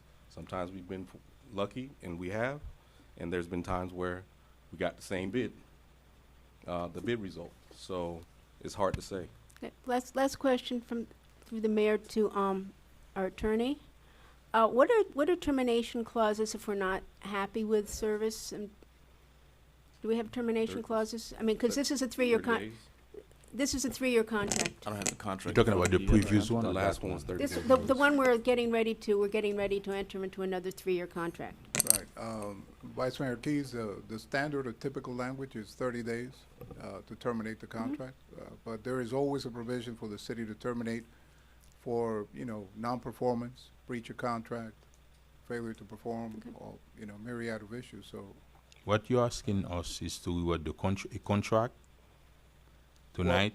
well, what the Vice Mayor, I believe, was asking was about potentially termination clauses in general in our contracts and Or in every just all, in general, all contracts? you know, Okay, so- okay. Okay, thank you. Now, Madam Council Member, Mary. I have some questions for the record. Like I was a resident at the time, a simple resident, and I know that there was a lot of concern with the price cut. Now there was can you tell me what was the price in 2000? What it was the cost in 2016, 17, 18? Yes, Councilwoman. This particular contract and the fees or commission associated with it has gone down from roughly in the neighborhood of almost $250,000 to what you have before you right now, which is a ceiling of $150,000. And I should add, by the way, that the proposal by the firm is for a 3% commission, but that's not a final fixed rate.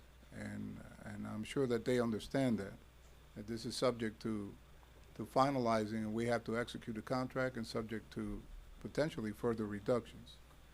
So we potentially, through the efforts of the administration led by the city manager, this contract is potentially a savings to the city of approximately $100,000 in probably the last year and a half or so.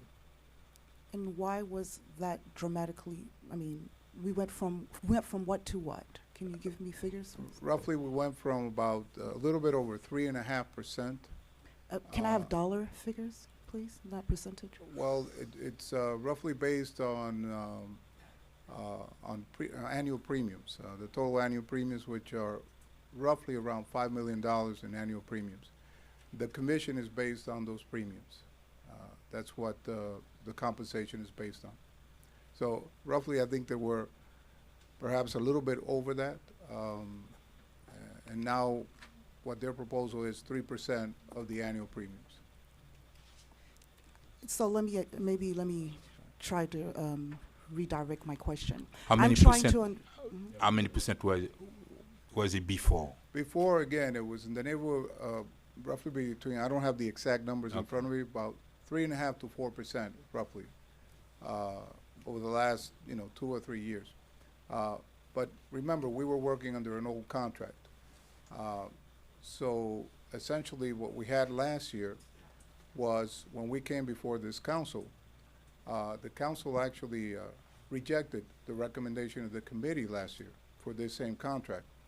And what we entered into was negotiations with the incumbent at that time. And again, led by the city manager, we were able to procure a significant reduction from the previous year's rate. Now what you have before you, the rate is 3% of roughly $5 million in premiums, which represents approximately about $150,000 in the premiums. So, what I'm asking is, my understanding is that there had been a dramatic change in price, about $100,000 after the city manager had kind of was seeking for some savings for our city. That's good. And I'm happy for that, but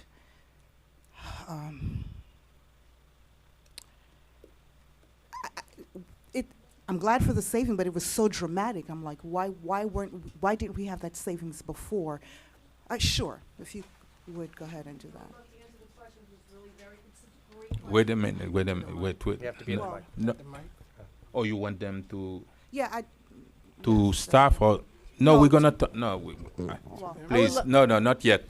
Please, have a seat. We're gonna come. Yes.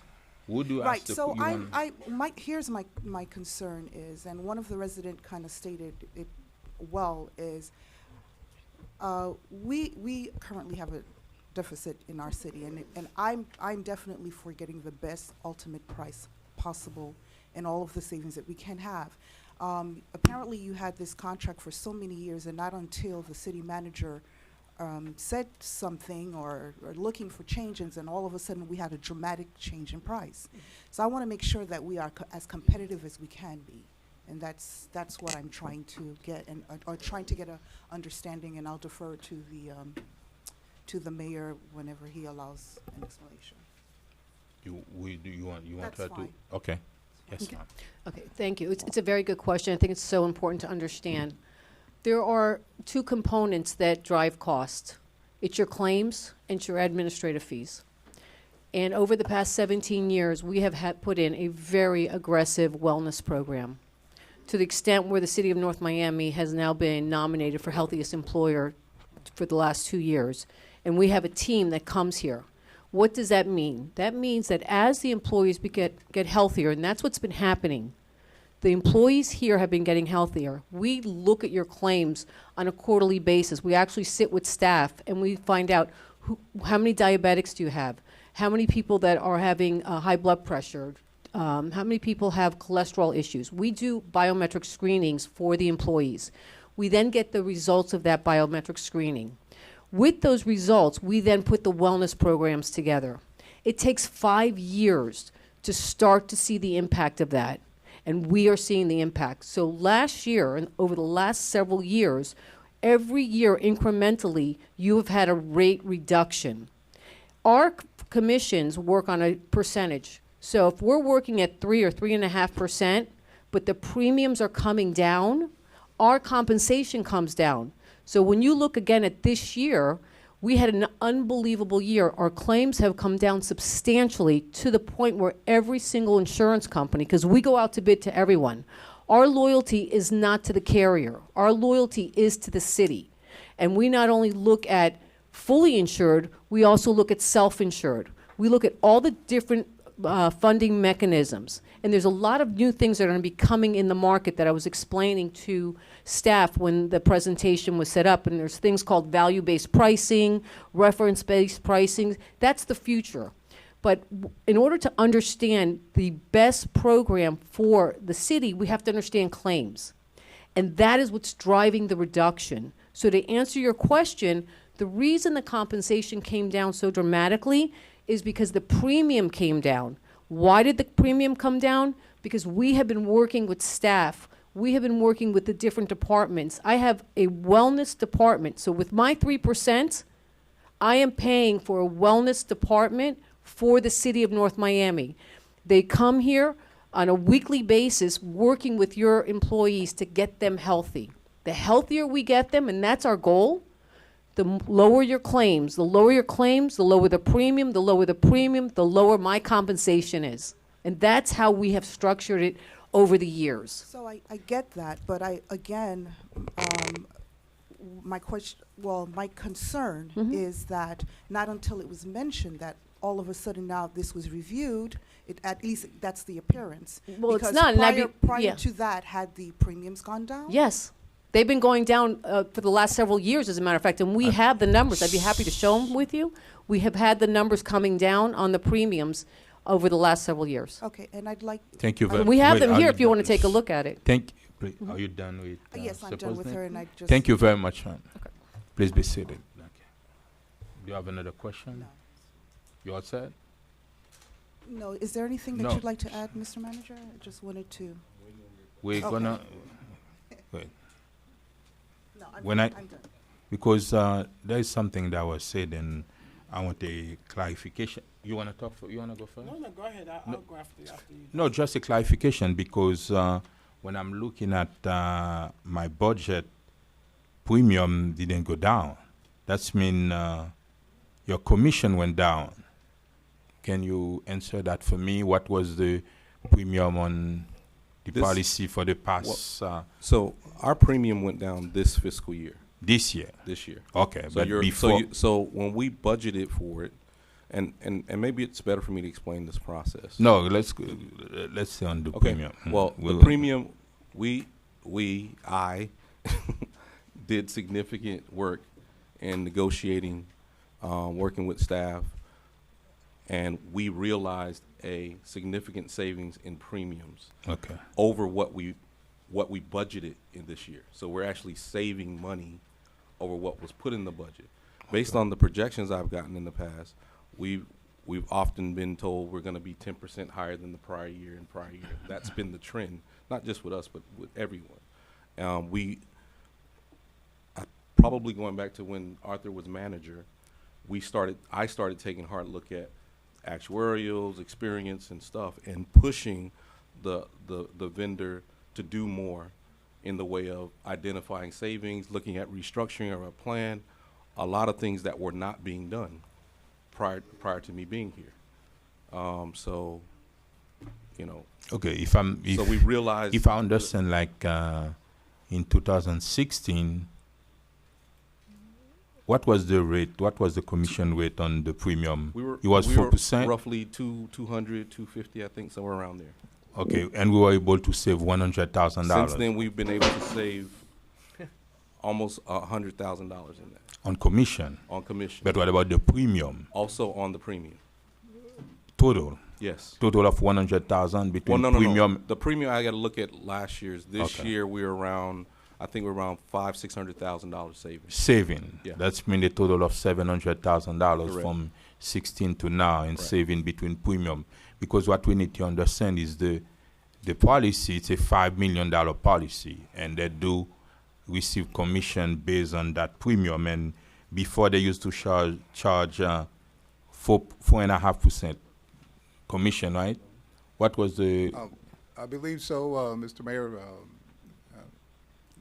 Okay. That's my And- understanding. okay, it was 4.5% commission, and now in the new proposal, how much it is? 3%. Now That's it's what they are proposing is 3%. It's 3%. That's That's what when they're the previous year we were able to save 100,000, and this year another $50,000. Maybe if we continue to negotiate, we can save some money again. And one of the most important thing for the city is not just the commission, is the premium. If we can get the same benefits or more benefits for less premium, the city is not only saving money on the commission, but we are saving money on the premium, adding both together. Is it correct? That is correct. We save money on the premium, so we save operating dollars, so in essence, taxpayer dollars. But this year, we also realized a savings to the employees as well. We were able to provide single coverage for free, which we haven't been able to do in some time. Due to the negotiation? With the insurance company, yes. Okay. You have a question? Go ahead. Do I have the floor, Mr. Mayor? Yes, sir. Given the history of this item, I don't know where the council will be going tonight, but I just have some few questions in listening. First and foremost, I did not expect the the folks to come up and give us a speak of their proposal. I don't want to politicize. I do not want to be on the committee. I don't want to be, that's not the point, but I do have some recommendation. Mr. Mayor, let me finish, please. I do have some recommendation. However, if you and I, we've never spoken about this particular item until today, and I did send staff an email reviewing some points. And the only reason that I did that, when I heard that this item was up on the agenda, the first thing that I did was the issue that we had that got us here last time. So in doing that, I think I will be a little bit biased if I was in the committee, because I do know of one particular company and work with them, et cetera, et cetera. So I'm glad I wasn't on the committee. However, up in reviewing the evaluation sheets from the committee, and this is me personally, I did personally feel that there was a little bit tilted. Not to say anything that it wasn't done, what's the right word? It wasn't properly. That's not what I'm saying. I felt that it wasn't, I would have done in a different direction. I would have suggest that no one from staff, giving the history of this item, no one from staff be on that committee. You get outside folks, they give us a recommendation, we move forward from there, because, and I don't know if that's even legal, if that's part of the thing, Mr. Attorney, but my concern was that upon reviewing the particular item was the one-by-one staff comment in relating to some of the point. It wasn't dramatic as prior, but I have my own, I would have preferred to see it, so I do feel a little bit not okay 100% because of that. So I don't know how we remedy that, how we fix that, because we have to be fair at this particular point, not only to the process, to where we are right now. So however that the council wants to go, but I just wanted to share my concern on this particular item, which I shared with you prior to the meeting before. Those are my particular concern regarding this, relating to this particular item. Thank you. Thank you very much. And like we said before, we can decide it on whether we choose A, B, or C. And I don't think tonight we have any problem with Supposnik or any other companies. All we try to do is to seek for the best interest of the city and see if we can save more money. I think that will be the best try. If we can we save more and more and more again. Oh, you have it. No, I have a motion with a second that's on the table. Yes, I'd like to yes. have a vote Okay. on that, so we don't go on here all night. No, it's for discussion now. Madam Clerk, there is a motion, and I think there is a second for discussion. Yes. And please. Are we? I call the question on my motion on the table. I would like to make a friendly amendment, if unless you want. No, she Go ahead. She did a. Oh, you did the second already? Yeah, she's second already. Okay. There is a motion to approve tab F made by Councilman Galvin, seconded by Vice Mayor Keys. All in favor? Aye. Aye. All opposed? No. I didn't hear.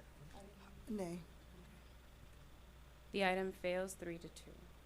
Can I make another motion on the item? Yes. Since it failed, can we reject it and ask the city manager to reissue a bid on the item, please? That's my motion. Second for discussion. For discussion. All right, guys, here's where the old man in the room is going to come at me, and I'm sorry this is the way I have to keep doing it, because I've seen this happen so many times. When we do this to a company or companies who've gone through the process, through the procedures, we have rules, we have guidelines. If you were just thrown out, why the heck would you put back in? You're not going to reapply, or you're less likely to reapply. So we jeopardize the process. Secondly, let's just fire him, and all those department people in the back of the room. Let's just fire them all, because we know better. They have backgrounds in these things. Again, there was hearings, there were presentations. We're getting ready to hear a waste services proposal. I'll propose right now, staff do no vetting.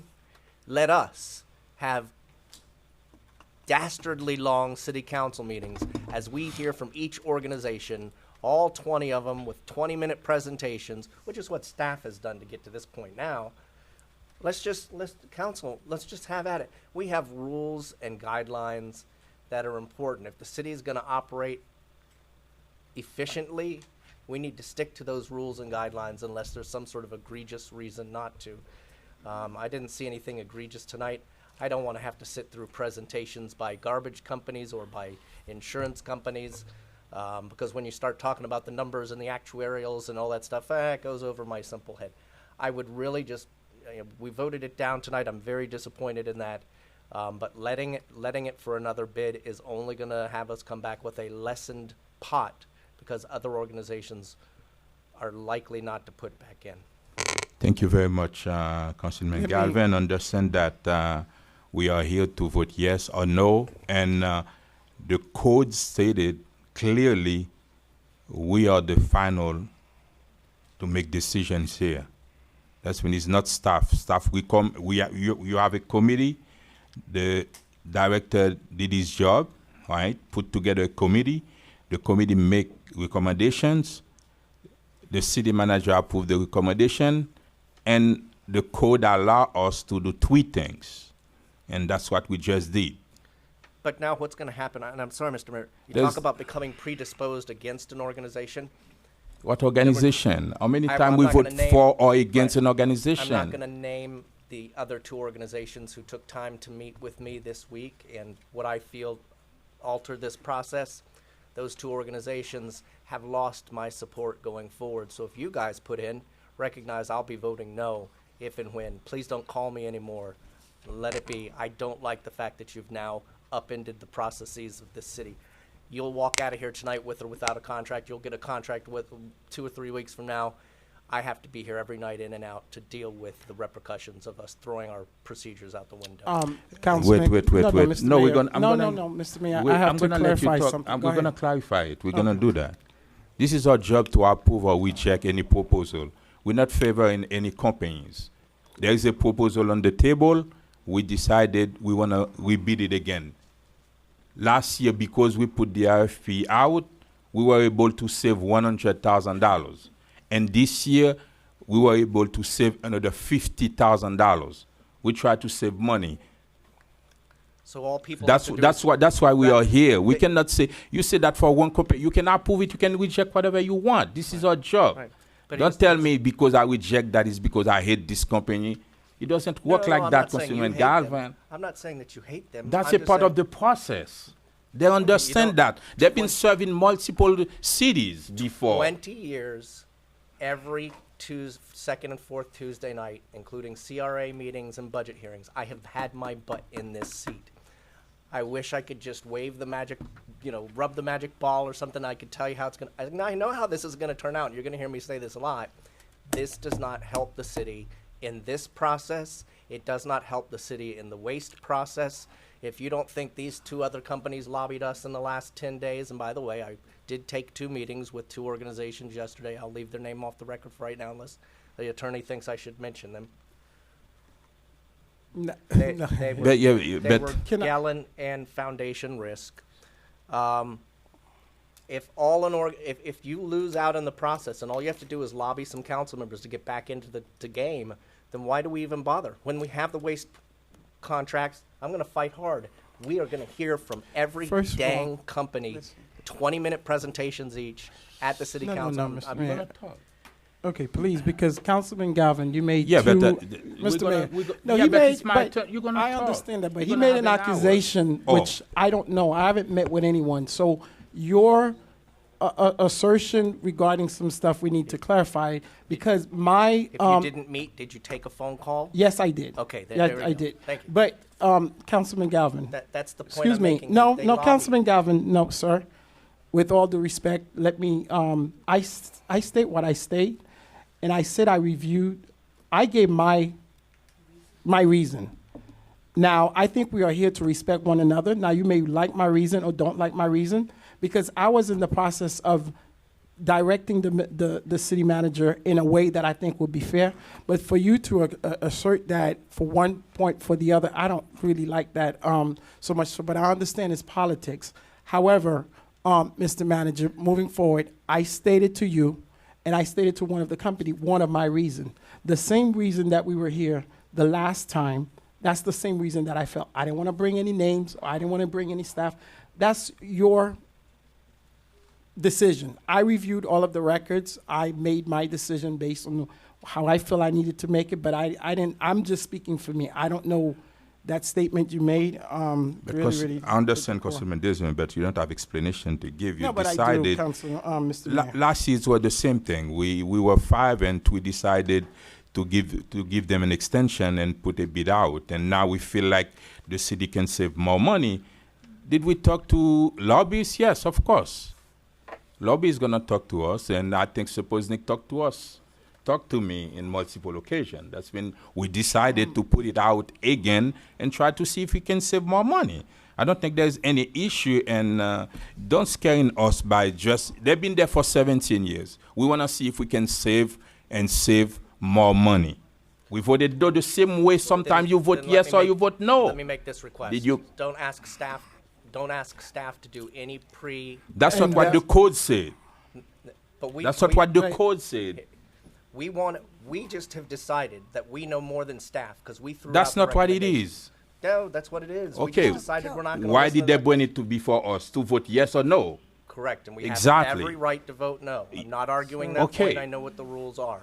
But by voting no, we have said to the staff, we know more than you do because we're going to see. But you do that in multiple occasions. And that's How many recommendations that staff went before you and you reject that? You do that every day, every No, I night. don't do that every day. I don't Or do it every every night you throw it in the can't, garbage. no, So that- Okay, I would also like to state on the record. Wait. Okay. Thank you. And did we vote on it? And to recall it and put, can you vote on it? The motion? We did already. We did. That's why we're having the discussion, because we voted on it. We voted and we rejected completely. You haven't voted on the second motion that you Now we have a second motion. Yes. Oh, I don't have okay, no you vote. seconded. Yeah. Okay, I'm sorry. What was the motion? The motion was to recall. We issue, yeah. Were you to saying re- something? No, Yeah. I thought that A was the recap second of the motion. second motion. Mr. There's a Chair. second motion. The second motion, as I heard it, was to reject all bids and reissue the Yes. solicitation. Yes. Yes, that's the second. That's the second motion. I will withdraw my second to that motion. Okay. I'll second it. All right, there's a motion made by Mayor Bien-Aimé to reject the bids and reissue a new bid, seconded by Councilwoman Estime Irvin. We'll do a roll call vote, okay? Discussion. That was the discussion. Okay. That was the, No, because you- I do you have a more question. questions. Yeah. Because yeah, they go didn't ahead. really let me No, finish it's your my, turn. my particular Sorry, point sorry, because of Natalie. the Sorry. stuff that was coming from all sides. Mr. Manager, all seriousness, I don't know whatever that they going on, whatever that's happening. I don't have any problem with one particular company or not. My recommendation is that we do this because I think, and this is in my mind, yes, we hire the best, we hire folks who are here to do that, but they are not the city council. So people need, just like I do what I need to do, and I read every item and ask for different things. I vote on some things and I vote not. That's a personal choice that the folks elect us to do, and you could vote which way. And I don't think any member should be questioned whichever way that they do. However, moving forward with that process, and I wish I had knew with that process that we don't allow if staff to really be in this process. And I don't know how that is possible, if that is possible, because that's part of my concern is that, and a resident had to put that into my attention, the same issue that we had the last time. It's not as vague as it is in this one, but to me, those are my concern. How do we do that where it's a fair process? I'm not saying that for, what do you mean you, oh, well, you like, I oh. was going to offer. Yes, please. So you and I talked about, I did add outside members. Mhm. I can add additional outside members to it, or use staff that are not directly impacted on Impacted. it. But I do need to Yep. use that staff as technical advisor on the item. Just make the presentation Okay. straight to us. Okay. No. Screw the staff committee, excuse my French. Let's me. hear it. Come one, come all. We know better than you do. Okay, Jesus, no. can you please, please, thank you very much. And then, and I think staff, they done their job because if we follow our code, the code instruct the director of purchasing what to do, put together a committee, make recommendations. They did what they were supposed to do. The city manager did what he was supposed to do, and bring it before us for us to decide what we want to do. Everybody have to take responsibility for the vote. You vote yes, it's yes. You vote no, it's no. We cannot blame staff for. This is our responsibility to vote. Whether staff did something, but at the end of the day, we vote yes or no for the item. Mr. Mayor, that's where we differ because my opposition is based on staff just like the last time. But you saying that they did. No. Well, I'm just letting you know. So we are on different terms on that. So that's why I wanted to be very clear on that. I do not. I think the process will be fair if staff does and the manager. I don't know what's the remedy or how we do that where it's, you know. Why the code give the director authorization to put together the understand. committee? I That's what it understand. is. We cannot No. change that. Only the No, code can change well, that. Well, listen, Mr. You know my concern. So how do you deal with my concern? Because my concern and the mayor's concern are two different concerns, and I think it's clear. Again, what I'll do is I'll add more outside members and only use the staff that deal with the contract on a day-to-day basis as technical support, so they won't be a voting member of the Okay, committee. that's I will be okay. You're gonna recommend the purchasing director to do so. I will instruct because him. based on the code, he put together the Well, committee. Whoever. I The instruct him. director, yeah.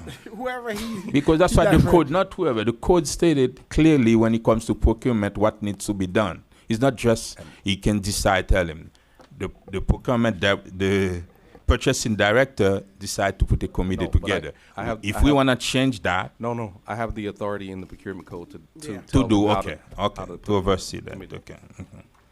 Thank you very much. Are you ready for vote? Let's see. Mayor Bieneme, how do you vote? Yes. Councilman Galvin? No. Vice Mayor Keys, how do you vote? No. Councilman Desame, how do you vote? Yes. Councilwoman Estimate Irvin, how do you vote? Yes. The motion passes with a 3-2 vote. Thank you very much, Mr. Manager. When are you going? You're gonna do that as quick as? We'll be working tomorrow, sir. 'Cause Okay. We have some timelines that are. All we want is save money to the city, whether it's premium or commissions. If we can get something better, the company is not important to us. It's how much money can we save, because right now I'm paying almost $1,200 on premium. This is how much. If I can save something, it would be good for me, because up here I'm the one that paying the most, $1,200 a month. Councilman Galvin is paying $10. That's mean I want to save some money. The company is not important to me. Thank you very much. Next item, please. Tab G, proposed resolution of the mayor and city council of the city of North Miami, Florida, approving the selection of Risk Management Associates, Inc., doing business as Public Risk Insurance Advisors, and Brown & Brown of Florida, Inc., for the provision of insurance coverage as required by law and in accordance with the terms, conditions, and specifications contained in request for proposal number 57-18-19, brokerage firm for public officials / employment practice liability, police liability, and excess workers' compensation services.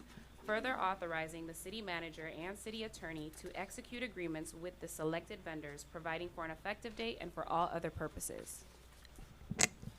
One more time, for the record. Alberto Estrada, Purchasing Director. The item that you have before you under tab G represents the results of another evaluation committee review and recommendation to this council of the two highest ranked firms to provide brokerage and consulting services for the city's insurance programs in response to solicitation RFP number 571819. As reflected in your report, this solicitation was issued by the Purchasing Department seeking proposals from qualified and experienced firms to provide brokerage and consulting services for the city's insurance programs, which include public officials and employment practices liability, police professional liability, and excess workers' compensation insurance. In response to the solicitation, the city received 4 proposals that were subsequently forwarded to the evaluation committee for their review and recommendation. Based on the committee's review of the qualifications and experience of each of the applicants, the following 2 firms were recommended by the committee: Public Risk Insurance Agency and Brown & Brown of Florida, Incorporated. The final scores and ranking for each firm, as well as the tabulation of each committee member's score for each applicant, is included in your council report package. The top-ranked firm, Public Risk Insurance Agency, has been selected to perform public official and employment practice liability and police liability insurance services for the city. The second-ranked firm, Brown & Brown of Florida, has been selected to provide excess workers' compensation services for the city. The term of this contract shall be for an initial 1-year period with 4 additional 1-year options to renew. With me in support of this item is the Risk Management Director, Ms. Karen Muir, who is primarily responsible for the administration of this contract. Also present in the audience are representatives of the 2 recommended firms. This concludes my presentation, and if you have any questions, I'll be glad to take them. Tab G. Public hearing is open on the item.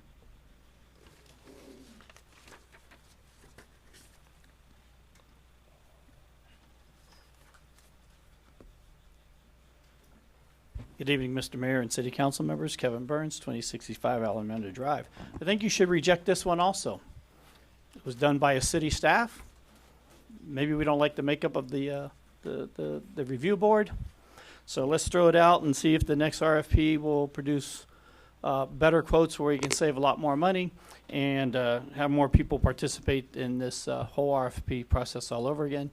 And again, add different people to the RFP review committee and start all over again. Thank you very much. Public hearing is open on the item.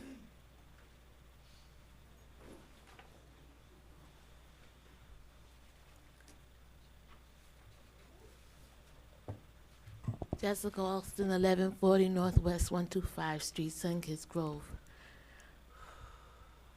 I don't think it's appropriate to make light of this issue. An $8 million budget deficit is nothing to laugh at. There's going to be the need for many changes in order to correct the errors that have persisted if they're going to be corrected. And that's a fact. As a resident of North Miami, and I think others who support, we want to see our city better and healthy. And it's going to take change. And we stand on the side of change. Thank you. Public hearing is still open on the item. Public hearing is now closed. Mr. Mayor, I'd move that we reject the processes put forward by staff and that we re-advertise the bid. Second, for discussion. Second for discussion, go ahead. I actually agree, Mr. Mayor Burns, with this because, and I've been talking about this forever, these piggybacks. Mr. Estrada, I have one question for you. This is, so what is this? A bid, so It's where just like is the last one. no, Staff. because I don't have the entire thing that I had from the last one. This is not, okay, the Florida Sheriff Association. I'll withdraw my No, this motion is, to reject and ask that we continue this to the next No, no, council hold meeting. on, I'm trying to. This yes, is sir. tab G, Council. I'm withdrawing my motion to reject. He withdrew his motion. And do you want to bring a motion for discussion? I'm on tab H. There's no, Can we okay. just have discussion? No, you Wait, can wait, talk. wait, wait, wait, wait. Yeah. No, wait. Wait. Okay, my questions for you, Mr. Estrada. Why was this one the first applicant and the second? Now I see this one. With the first applicant and the second applicant were selected. Well, I'll No, have I'm to looking at defer to the Risk Management Director, but it is the recommendation of the committee. What we're simply presenting before you is what the committee recommended, and I think that's what traditionally has been done for these contracts, but Ms. Karen. Okay. Yes, I'm Karen Muir, Risk Management Director. And yes, the committee did recommend the first and the second most responsible, the ones that were highest rated as the recipient of this one, this bid, because they both did so well, and they have both been servicing the needs of the city over the period of the last 10, 12 years. We've not had a problem with them. They came out on top. The committee consisted of primarily outside people, so I think the process was fair. And so, since they were both the top contenders, we just decided that it would be in the best interest to continue the relationship. Interesting. Okay. You done? Some concern. Looking at this, my only concern with this was the fact that it's two versus the one, and I didn't see, I guess it's all lit towards the committee. I'm not really too May pleased I with those. also Yes, add yes, that ma'am. typically what we would do is we just go out to bid for coverage, but Mm-hmm. this year we decided to bid for brokerage service Versus the coverage. versus just going for different lines of coverage. And so, like I said, they both came out on top. And the advantage with having the two brokers is that they also provide consultation services to the city as well. So if I needed, to consult with an insurance broker, since I'm not actively selling insurance and so forth, they're more versed than I am. They're both there. If I can't avail myself of one, there's another one there. So I think it serves the city's purpose very well in that regard as well. I'm done. Question? Thank you. Yes. Okay, a couple questions through the mayor, Ms. Muir. So this is a broker. You mentioned we could do this ourselves. What is it costing us to have a broker? Because a broker obviously gets paid. Could we save money if we did it ourselves? Have we ever done it ourselves? It's coverage that they are securing for us, so I'm not sure how to answer your question. They are going out to the market to actually procure these services That's for not us. something we could do and save money?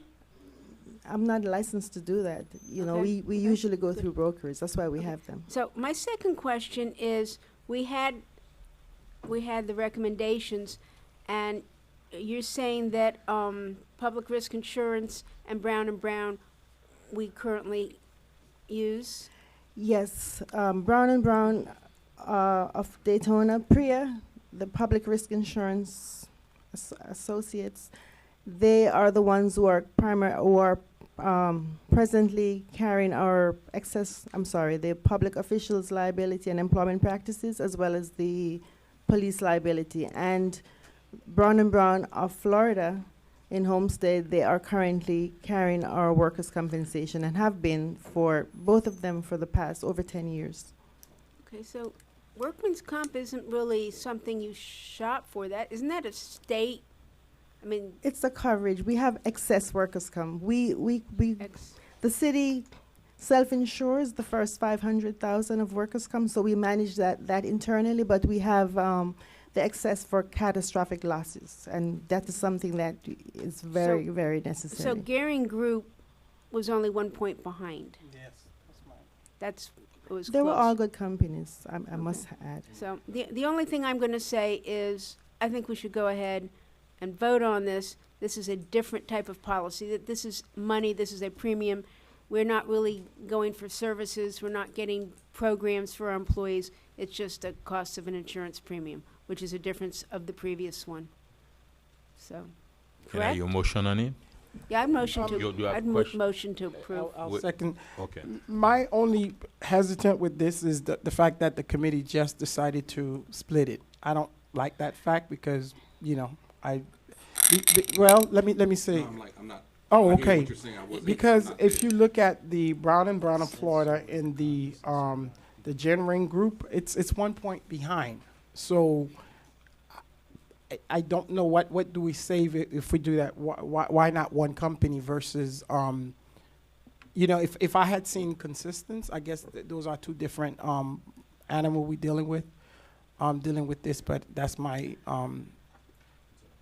concern. But she said, from what we understand, they are serving the city right now. No, I know Both. Brown and Brown Yeah, is we have a is both of- relationship with. Yeah, Both. and why is that? Because One has one segment of coverage, the other has the other. so the other one doesn't do the so wait. So I understand that. So when we put out the RFQ, we put it out seeking for both or for one. It was 3 lines of coverage. We were looking for a broker to manage, to market rather, these All 3 lines three. of coverage. Can any of these do all 3? That's my question would be. Yes. Oh, okay. Then that would be my concern. Thank you. Councilwoman, So I have a motion to approve the 2. is second already. Is it? Did you She second it? just have a question. No, I don't have a Councilman question. Desume second it For- already. for discussion. No question. You have no question? Madam Clerk?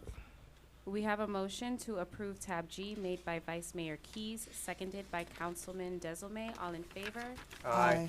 All opposed? Nay. The motion passes 4-1.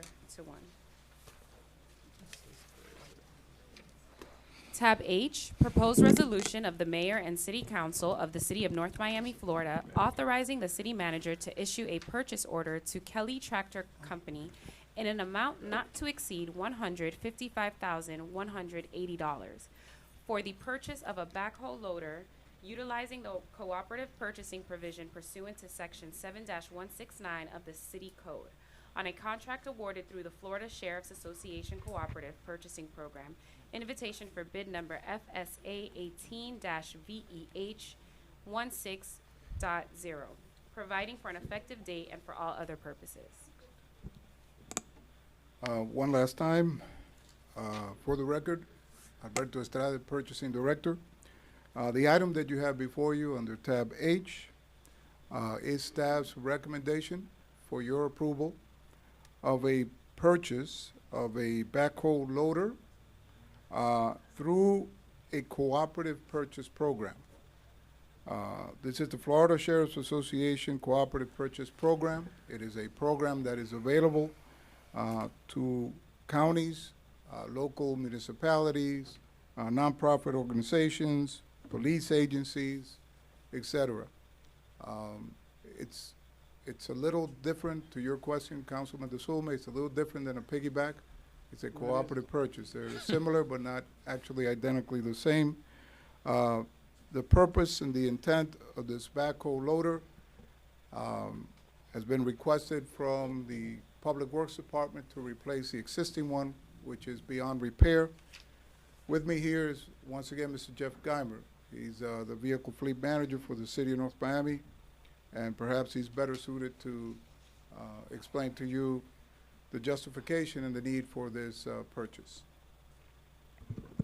Good evening, Jeff Geimer, Capital Project Manager. As Mr. Estrada said, I oversee the city's fleet as well. Just really brief, this is a backhoe loader that'll be used in the stormwater division. So is being purchased with stormwater funds, not general funds. And this backhoe loader is the largest that's offered on 4 wheels, and it's required in order to lift and move stormwater structures. The smaller backhoe loaders just won't handle that type of load and capacity. But I'm here to answer any other questions you may have. Thank you very much. Public hearing is open on the item. Public hearing is open. Public hearing is now closed. Council members? Move for approval. Second? With question? The, this is from the general fund or from the stormwater fund? Stormwater. I have a motion to approve tab H made by Councilwoman Estime Irvin, seconded by Mayor Bienemay. All in favor? Aye. All opposed? The item passes 5-0. Thank you very much. Tab J, proposed resolution of the mayor and city council of the city of North Miami, Florida, authorizing the city manager to negotiate and execute an agreement between the city of North Miami and the Board of Trustees of the Museum of Contemporary Art, MoCA, for the management of the museum within the city of North Miami, Florida, and providing an effective date and for all other purposes. Move approval. Second. I have a motion to. No, it's public hearing is open on the item. No, that's fine. We have a motion on the floor, but we want to hear from the public. Public hearing is open on the item.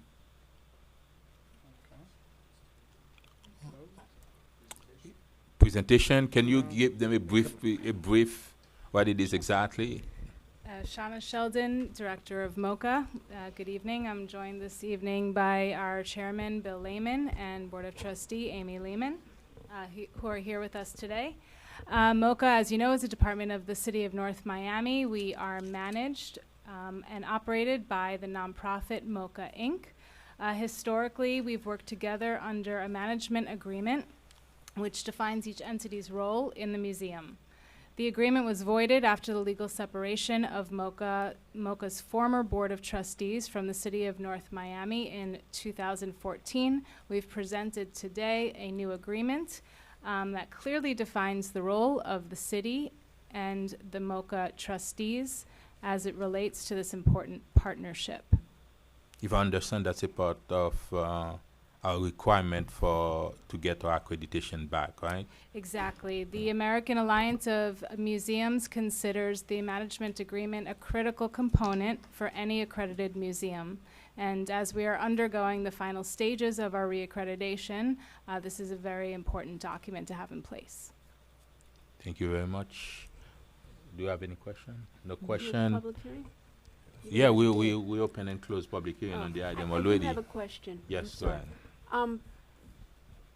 Definitely in favor of this, but had conversations with the attorney, couple minor tweaks. So I want to make sure that what we're voting on tonight is not necessarily what's in this package. You've got an attached tab J backup. I haven't seen that. It's not attached anywhere that I can see.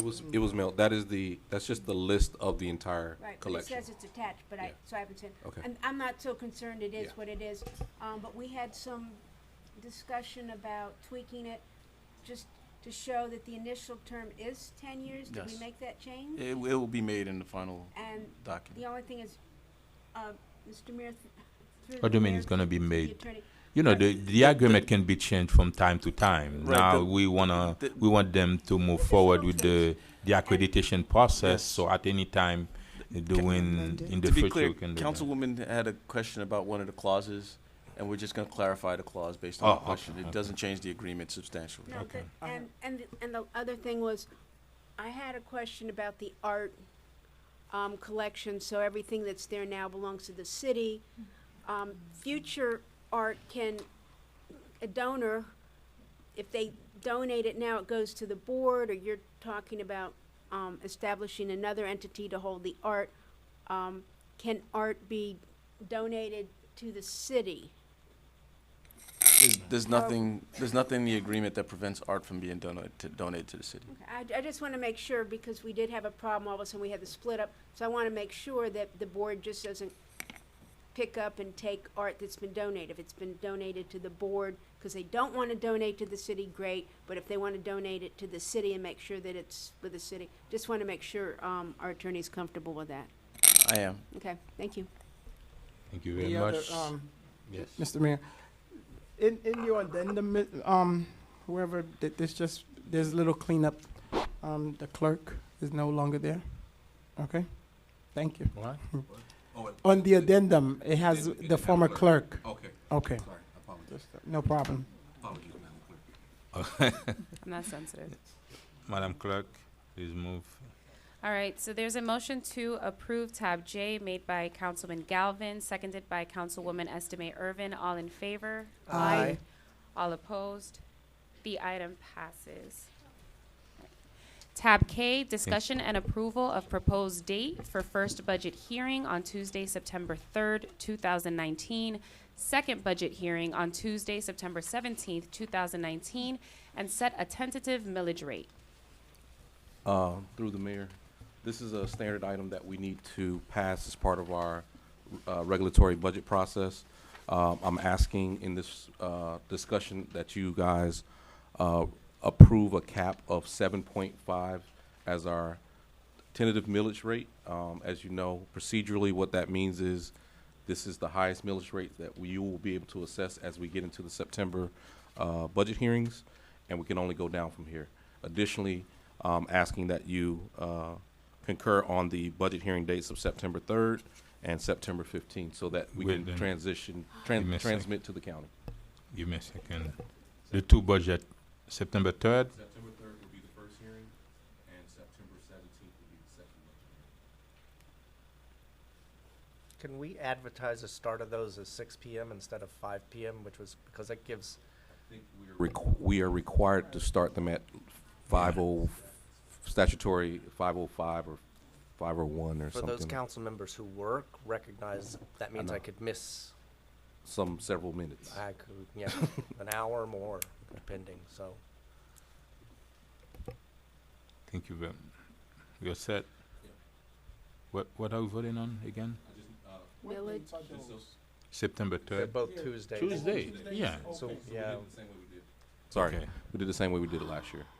The 3rd and the 17th? Yes, sir. Okay. So I just need a. Did we set the millage? The mill? Yeah, I would At ask for the seven. millage to be set at 7.5 mils. Okay. That's As the mean cap. It can be lower, it cannot be higher. Correct. Thank you very much. Can I have your motion on the item, please? Motion on the item. Second. I have a motion to approve the proposed dates and tentative millage rate made by Councilwoman Estimate Irvin, seconded by Vice Mayor Keys. All in favor? Aye. All opposed?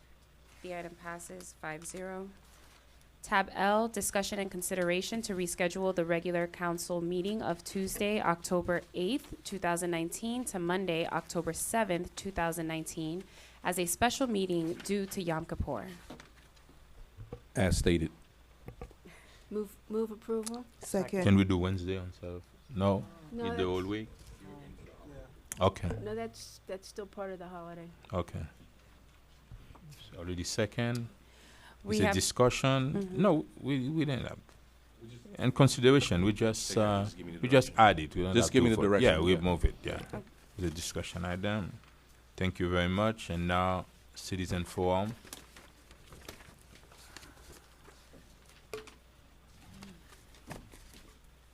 William Prevotel, 11950 North Bay Shore Drive.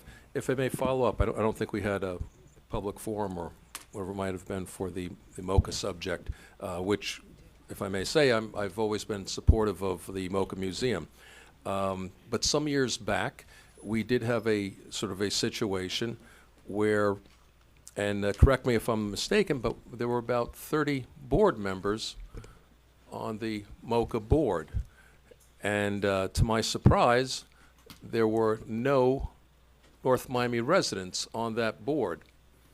And the things kind of got out of hand. I don't think there was enough communication between the citizens, the council, and MoCA Museum. And as a result, great damage was done, and much of it has gone away and started the ICA, I believe it is, down in the design district. My point is, I would really like it. In the past, I've proposed that former mayors be automatically seated on the board if they should choose at MoCA. But if not, would it be possible, and I believe each of you are supposed to be putting seats on the board, that those seats be North Miami residents so that we have a better connection. And then it would also be nice that rather than sort of having a team that we don't often get to see, kind of come in, make a brief presentation, leave, and we may not see them for another 12 months, that there be a little bit more regular reporting on MoCA. It's such a vital part of our city, or could be a vital part of our city, such a well-respected part of our city, and I wish it was included in more of our discussions and events. I mean, I go to some of the openings and events and the shows. They're wonderful, but I think there's still a gap in reaching the rest of the city and acknowledging that. So anything that can be done to strengthen that and to appoint people that you see regularly or that you know are North Miami residents or can contribute to the museum and make it stronger, that would be greatly appreciated. Thank you. Thank you very much. Public hearing is, citizen forum still open.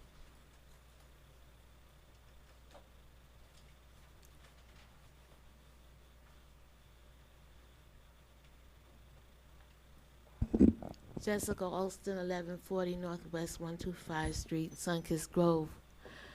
I concur with Mr. Provitel.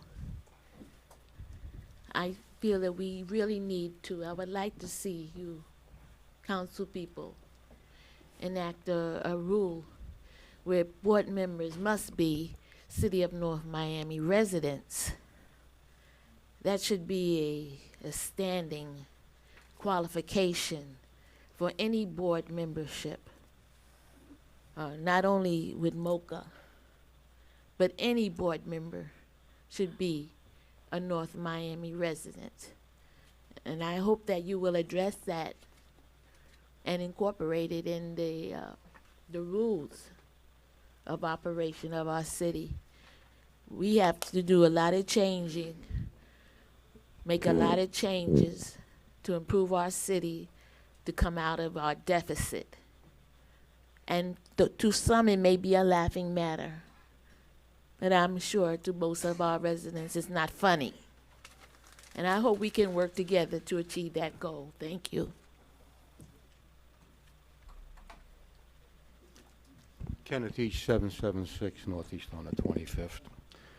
I agree that most of the boards, you should be a resident or a business person within the city.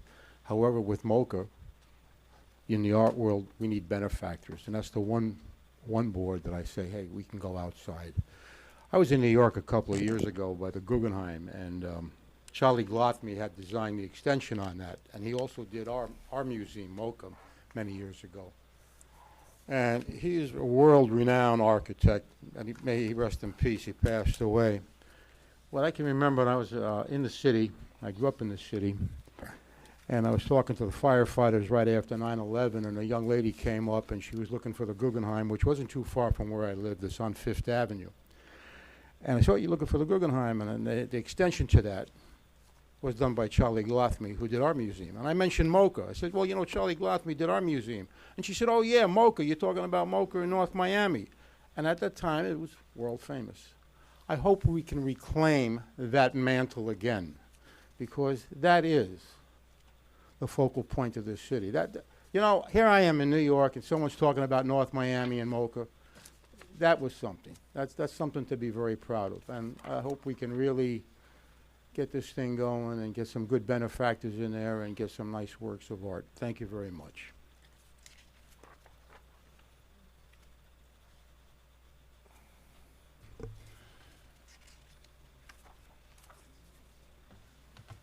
Marisol Medina, 1270 Northeast 124th Street. I like the mic here. This is nice. I wanted to ask about the board on MoCA, that if, let's say, like the mayor was on the board, is he still considered to be on the board even though he's no longer in office? Or does he leave the board once he's no longer in his seat? There was a gentleman that came over here talking about the insurance company, and he stated that one of the questions that he thought should have been asked of them was if they had a strategic plan or a system in order to see how they're going to improve it. That's not something that was asked of them. So that's an interesting question that seems like it should have been part of the normal dialogue that wasn't.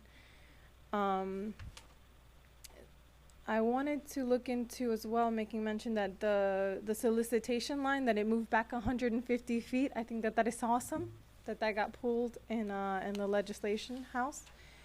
And that maybe we should look at, as a municipality, changing the rules so that things like megaphones don't happen, so that people don't feel harassed when they go to the voting poll, because it's super, super aggressive. I mean, music, megaphones, literature, it makes it a very uncomfortable situation. You get very stressed out right before you get to the poll station. And any influence that you think you can have on someone, they most of the time come already with that decision in mind. They've hopefully done their research and voted for the best candidate. But those are kinds of things that I think that we should do more to protect the rights that we have as a voter and to protect that integrity as a municipality, because it looks very poorly upon us when it's such a chaos in that kind of environment. And I know that it's gotten a little bit better in some aspects, but very aggressive in others. So thank you guys for your time.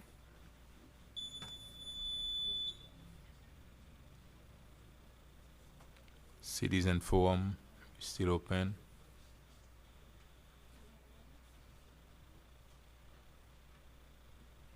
I see no ones. Now let's go to reports. Vice Mayor Keys.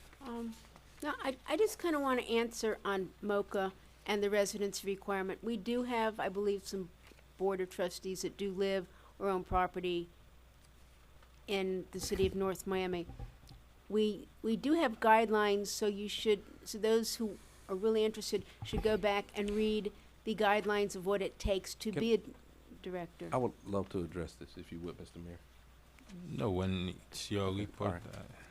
You want to address that? Yeah, I do. No, Okay, doing then his I'll report. no, You can go ahead. no, I'll leave it to the manager. I have a feeling I know what he's going to say. I'm just going to point out and leave it to the manager that there's also quite a substantial monetary requirement. Okay, So- go ahead. So the Go ahead. one thing I wanted to put on about MOCA, and I understand the issue of wanting residents on there. There are some residents on there and business owners that are making the financial contribution. One of the things that's got us in trouble before in this revamping process, there were board members that were not making their contributions. This is something that I've been on. I've had many discussions with our new chairman, Mr. Lehman, about, certainly with the new museum director, that as we get recommendations for people to go on this board, they have to be very clear about that obligation, because it is important to the institution. Beyond that, residency required, and you have to actually be at all the meetings as well.